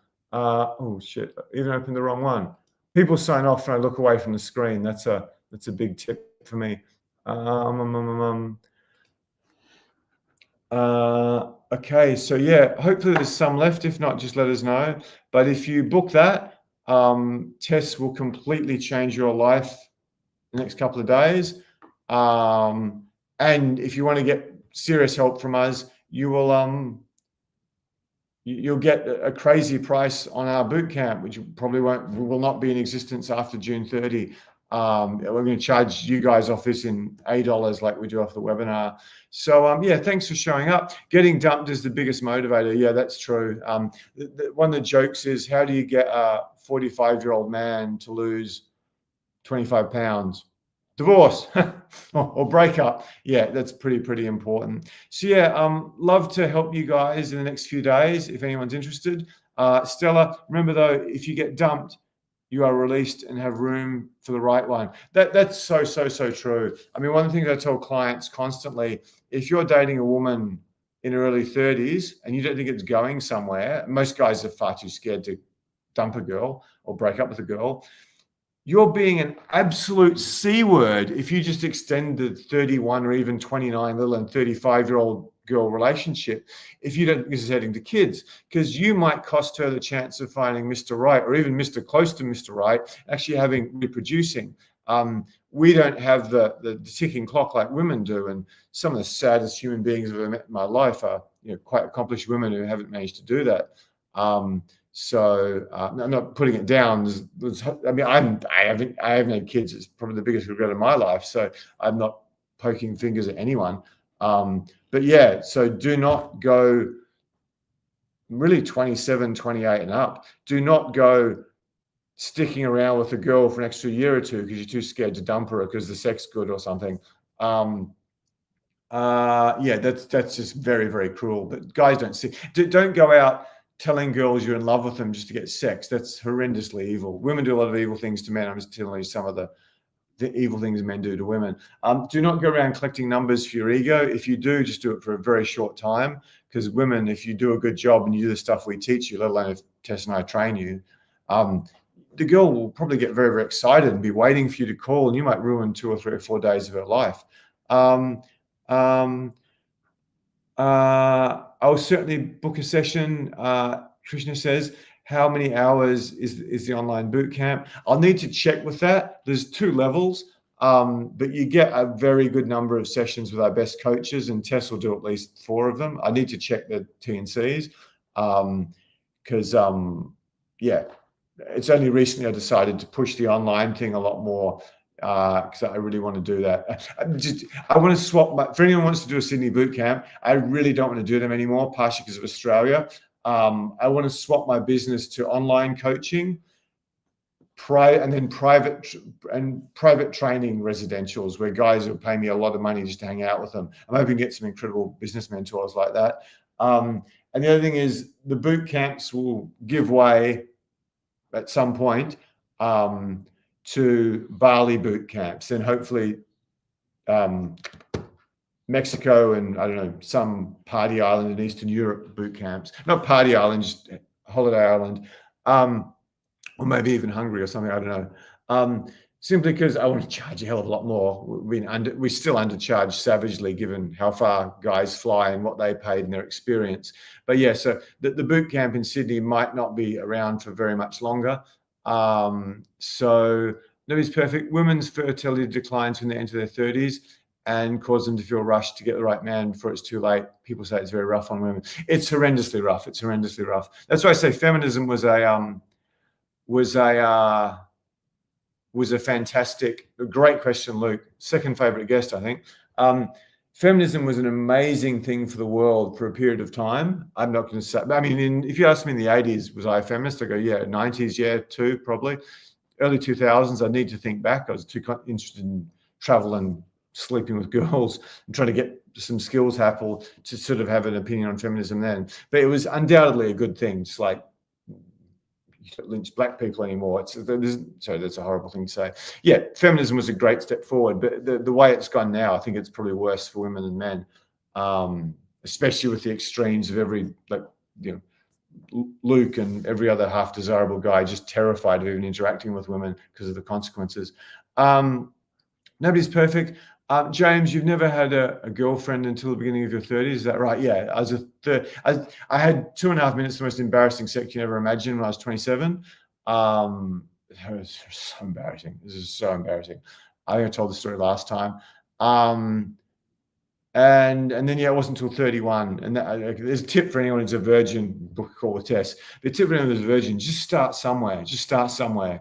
Some women object to this.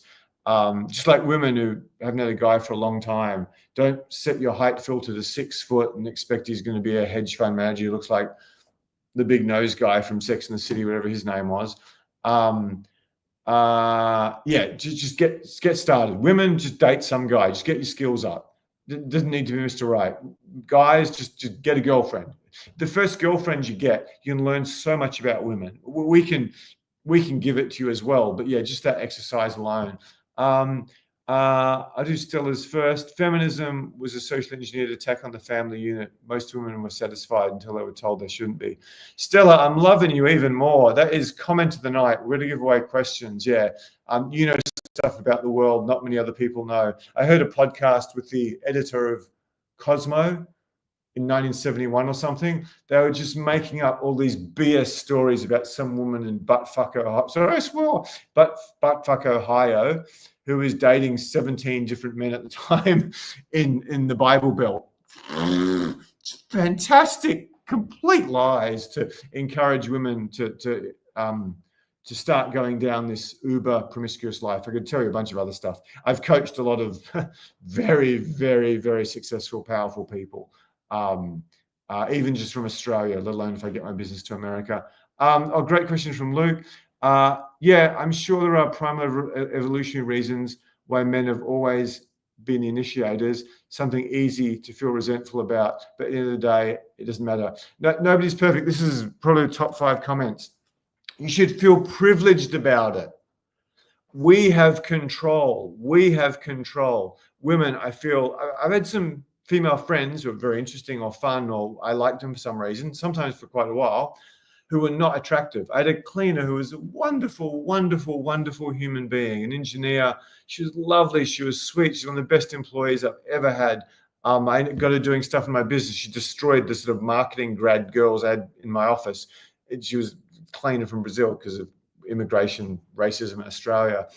She's such a lovely person, but I really feel so sorry for women who, don't have what as men are looking for. They're not screwed. There's stuff they can do, and I hope to help them soon when I get this business really sorted and globalized. But yeah, women have very limited options. If you're a man, even if you're 5'1", you've got choices. You're not. Your biology doesn't determine your status with women. You can completely transform that. Look at Salman Rushdie, Woody Allen, Sean Penn, Billy Joel. Yeah, they're famous and whatever. They're really good girls. They're famous. Yeah, but Woody bloody Allen, who's one of the least attractive men in the world, despite being an incredible genius, he's getting girls off Frank Sinatra and Warren Beatty. I mean, has there been a cooler white man in history than Frank Sinatra? I don't know. Has there been a bigger philanderer ever in Hollywood than Warren Beatty? I don't think so. Leonardo DiCaprio is nowhere near. Woody Allen's getting their girls before them or getting them after. So yeah, it's about confidence. In Woody Allen's case, about genius, and an extraordinary knowledge of woman unmatched in any other writer director other than maybe a Bergman. I'm really crapping on now. So yeah, if you're a guy, don't feel pissed off that it's your job to approach women. It's the greatest gift we can ever have. Hang out with some really unattractive women who are very accomplished, and I mean, most of them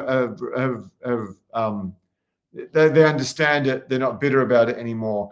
But yeah, it's just, we're so lucky to be men and have control over our destiny. And I was a really freaking ugly kid, I can tell you that. My mum used to starve me for power. Luke, I think Stella asked the best question, certainly made the best comment. Which country do you plan on settling down in? Or will you continue to move around? That is the biggest question. I have 2 life paths. One is probably to go to Austin, where I know at least 1 or 2 very, very rich people.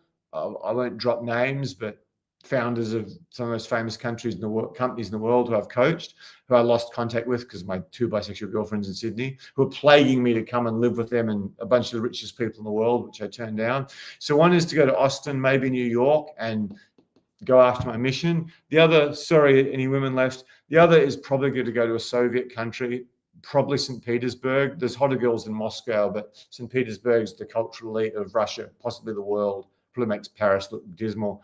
Because yeah, the greatest woman in my life was there. So I was getting emotional thinking about it. Yeah, I've never come near that woman, nowhere near. It's been really unfair on all the other girls I've met since in terms of how remarkable she was.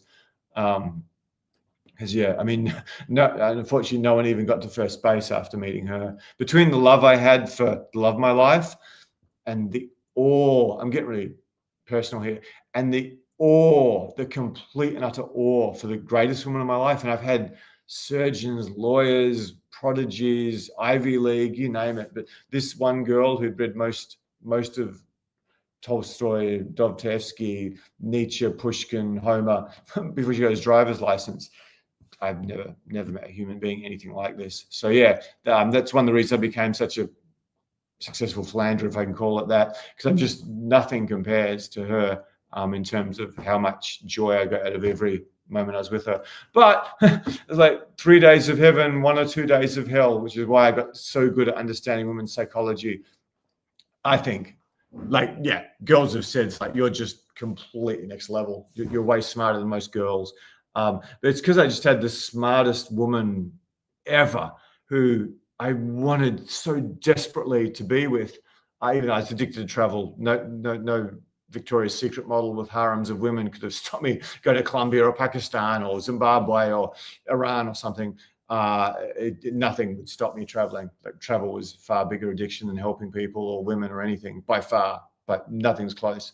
But yeah, I probably was a bit disrespectful to women, even though I was honest with them, where I'd have these incredibly passionate short-term relationships, and in some cases come and meet them and see them 4 or 5 times, each year or whenever I'm back there, particularly in New York and places in Australia where I did boot camps all the time.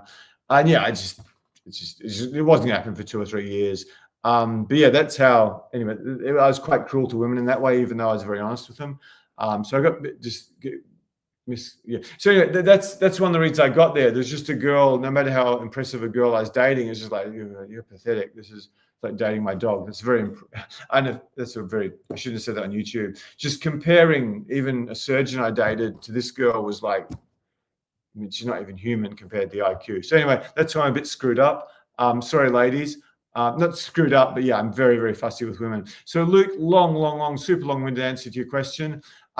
If I want to be mission focused, it's obviously going to be the US. It's the capital of business, the capital of tech, and Austin, Silicon Valley. It's just completely my avatar of clients. Probably New York, because I really love the finance guys, because I am one. Game theory, Nassim Taleb, and all that. But if I want to find love and a mother of my children, which I desperately want, I want to be surrounded by dogs and kids. I've had an amazing life, helped a shitload of people, done everything I can think of, but that's a big box I haven't ticked, and I'd be very unhappy no matter what I achieve, or even how many people I help if I didn't do that. Getting a bit emotional later because I'm kind of tired. Hopefully you guys are enjoying it. I've lost a few people, but not as many as I thought. What you're saying is that men are more fortunate because they're a lot more in control of their attractiveness and mate value than women are. They're completely in control. Google Salman Rushdie girlfriends. Google Salman Rushdie girlfriends, probably the greatest living writer, the Colombian guy, Mark Gabriel Garcia. People would argue that. It's ridiculous. It's like probably beats Brad Pitt. Maybe not in terms of famous girls, but in terms of beautiful girls. Stella, let's just say there's not many. Oh, Jesus Christ. I normally know that word, but I'm so brain dead. Now I can't let air in here because there's motorbikes outside at the moment. I can't even say that. Why don't I know that word? This is really embarrassing. So yeah, there's not many solutions for a clunky woman. That's so sad, but so true. There's really not much you can do. There's really not much you can do. There is. You can learn skills. Like, that's not true. A girl who's like a 6 out of 10 can destroy 9 out of 10s if she learns the skills. She'll still be held by her biology. It's not like being Billy Joel or Salman Rushdie. You might say some of that status, but a lot of it's skill. Just listen to Billy Joel's lyrics. He understands women much better than many dating coaches, let alone Woody Allen or Bergman. So women still have choices. I've seen girls who are 6.5s or 7s who'll destroy pretty much any girl in the world. I've seen it. I've experienced it. One day I'll spend a lot of time learning from them, just like I learned from men. The gold digger I referenced earlier, who was introduced to me by a guy who was, anyway, I'm crapping on now, by a very, very wealthy heir. I mean, she was nothing. I mean, without being rude, I mean, she's got nowhere near as good a body as any female trainer I've hired who was a model. She had a pretty face, nothing fantastic, but she was so good with men. She was so talented. I don't know if I show this on YouTube. People are signing off. I better go. Probably final thing. This is in my bisexual days. I wasn't bisexual. The girls I was dating were. We got invited to a party in quite a wealthy suburb by a girl who really wanted me and really wanted my girlfriend. She was in her 30s, early 30s. And yeah, she was trying to recruit me to go to a strip bar with my girlfriend I brought to the party to get this Russian girl she was crazy about. And the Russian girl was completely straight. It's a huge ego boost for gay men and lesbian women, I believe, to actually crack the cherry and get some guy to. For a gay guy to convert straight guys, apparently like, whatever, me sleeping with 22-year-old Taylor Musk or the best Victoria's Secret model or something. So yeah, she was really trying to convert this beautiful Russian girl, and she's trying to get me to come to a strip club with her. And I'm like, I don't like strip clubs. The energy's horrible. I'd already spent some time in strip clubs with a bunch of bi girlfriends trying to get threesomes. None of the girls I really liked at all. But yeah, I just watched. Sorry, long-winded. I just watched this early 30s model who was extremely bisexual, was crazy about this girl, whether for ego or she really liked her. I just watched her seduce this woman. I just basically sat and took out my phone and took notes and go, this is Michael Jordan. This is extraordinary how good she is at it. So, I mean, this girl had some unfortunate surgery. She was too skinny. She didn't look particularly healthy. I think she'd probably done a fair share of drugs. But yeah, she was masterful, completely masterful with a girl 12 years younger than her, dramatically hotter than her, at least at this stage in her life. It's just, I was sitting taking notes. So, yeah, to both Stella and to whoever else asked that, if you're a woman, you are not completely trapped by your biology. You can go a long way. You can go from a 6 to a 9 if you know what you're doing. I won't even get to fulfilling a man's sexual fantasies, how powerful that can be. But yeah, seriously, men are so much luckier than women. But if a woman really gets good at these skills, and I've seen it in girls I've dated, I've dated girls who are just really freaking good with men, and a girl who was nowhere near as attractive or smart or anything as I was getting at that time. I spent a lot of time with her when she backfired on me. Okay, I'm just gonna do these questions and get off of here. Hopefully, you're getting a lot of, you guys are getting so much value later on, even to some long-winded stories. Is that what you meant when you said we men are more fortunate? Do you mean we are more in control? Yeah, much more. Nobody's perfect. Is the man you mentioned Russian? I can't remember the man. I was talking about the greatest woman of my life and how remarkable she was. I sort of got lucky because she was not model, but she was really hot in her early 20s. But it didn't, for some reason, things didn't fill out as well. She's still somewhat attractive, but nothing flash now. Horrible thing to say. Men can upskill and become the character that women desire easily. Short, within reason, ugly, really doesn't matter. Stella, that joke went flat. If you tell me which joke that was, I'd love to know. I really appreciate your feedback, Stella. I don't want to piss women off, so one day I want to help you, because one of the sticking points of so many of my clients is they just can't meet a woman they want in this country or America or something. So I think I know enough about the mistakes women make, even if I don't know as much as a professional female dating coach, to really, really help women, which I don't think any of these guys have come close to me, no matter how Husty famous they are. Martin Lewis, haha. Nice one, Stella. If you let me know the joke, that would be awesome. The bot is back. Martin Lewis, haha. Nobody's perfect. Women have always played a passive role in human mating. If I had to guess why, it's because women pay a higher cost and risk for reproduction. 100% right. But yeah, the women playing a more passive risk in mating has completely changed. I mean, no big-headed, just because I dress well and I know what I'm doing, I know to hold eye contact. Women throw themselves at me all the time. I'm pretty much 54 with grey and skinny, and I've just been, quite sick for a while. Not healthy thing. It's just something I was subjected to on a construction site. Women are judged more harshly in their appearance by far. Martin Lewis, clunky women. You're the bot. Okay, let's go. That's it. I'm signing off now. Thank you so much, guys. I haven't checked the calls with Tess tomorrow. Hopefully we've got a few of you in and get to change some lives.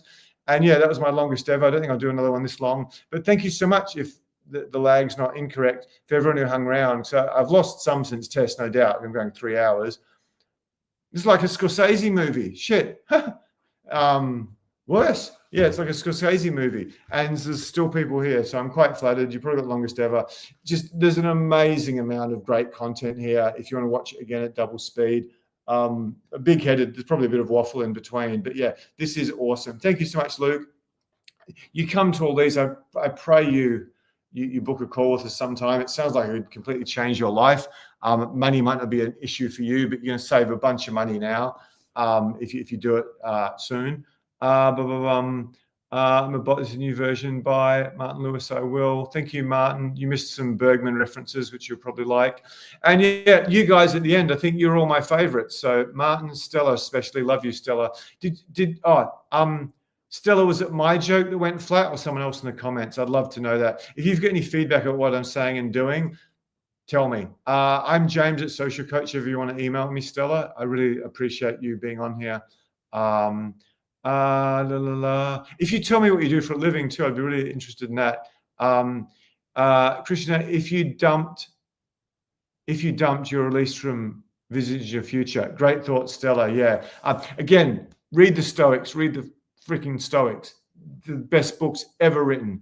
I can give you my top 3 books sometime. I should make that into content. Yeah, just whatever pain you go through, whatever thing, that's your guide through the worst pain you can ever imagine. Like nothing, no psychologist, no drugs particularly, no amount of yoga or earthing come close to the Stoics. Yoga and earthing can help a lot in breathing. But yeah, you have to read them. The smarter people, Stella, Luke, Martin, buy Meditations tomorrow and read it. It's maybe, I mean, Seneca's Letter from a Stoic's a better book and it's more complicated, more in depth. But if you want a beginner to the Stoics, unbelievable, most powerful man in the world, like Elon Musk, Rupert Murdoch, Vladimir Putin put together many, many years ago. You excuse the references about giving up young boys. So yeah, it's not quite politically correct like a lot of great literature. Anyway, thank you so much, especially to my regulars here. We shall see you soon. And thanks for not leaving completely in droves. I held a bunch of you for a while, so that was good for my ego. Love you guys at the end. Thank you so much. Thank you so much for your support when you're on this journey. Our tech sucks and I'm basically having the worst time of my life because of things I won't go into right now. And supporting me when I'm so far from my best at this. But yeah, Stella, Martin, Luke, love you guys. Hope to see you on a call sometime soon, Luke. Even just a call will change your life. So I shouldn't push it too hard. I'm tired. It really is frustrating when I get people like, I know I can change their life, but you know, they just won't take the leap. So it's also, it's not partially financial. It's not financial. It's just like really frustrating that I can't get people across the line. Some people I don't want to get across the line. So that's awesome. Love you guys. I should really shut up and give up because I've gone too long. But yeah, you guys at the end are lovely. Steve Tia, new guy at the end. Come back next time, man. There's probably going to be one on Sunday. Cheers. Any requests for topics? James at socialcoach.com. James at socialcoach.com. You can get the best content we've ever seen that's been upgraded. And yeah, please, hopefully it's at the start of the chat. Yeah, love to help you guys for free, basically. Still as an artist, generally speaking, I'm probably a writer at heart. That's my real passion, as you can tell by many of my references. But I love, apart from travel, I just love helping people more than anything because I had a completely fucking awful life up until about 26. So to be able to help people avoid the pain I did with some of the brutal lessons I've learned, especially with women, yeah, that's the second greatest joy in my life. I'd do it for free if I was rich. But I'm not rich because I ran a business pretty poorly despite making good revenues. I'm crapping on and on. See you guys.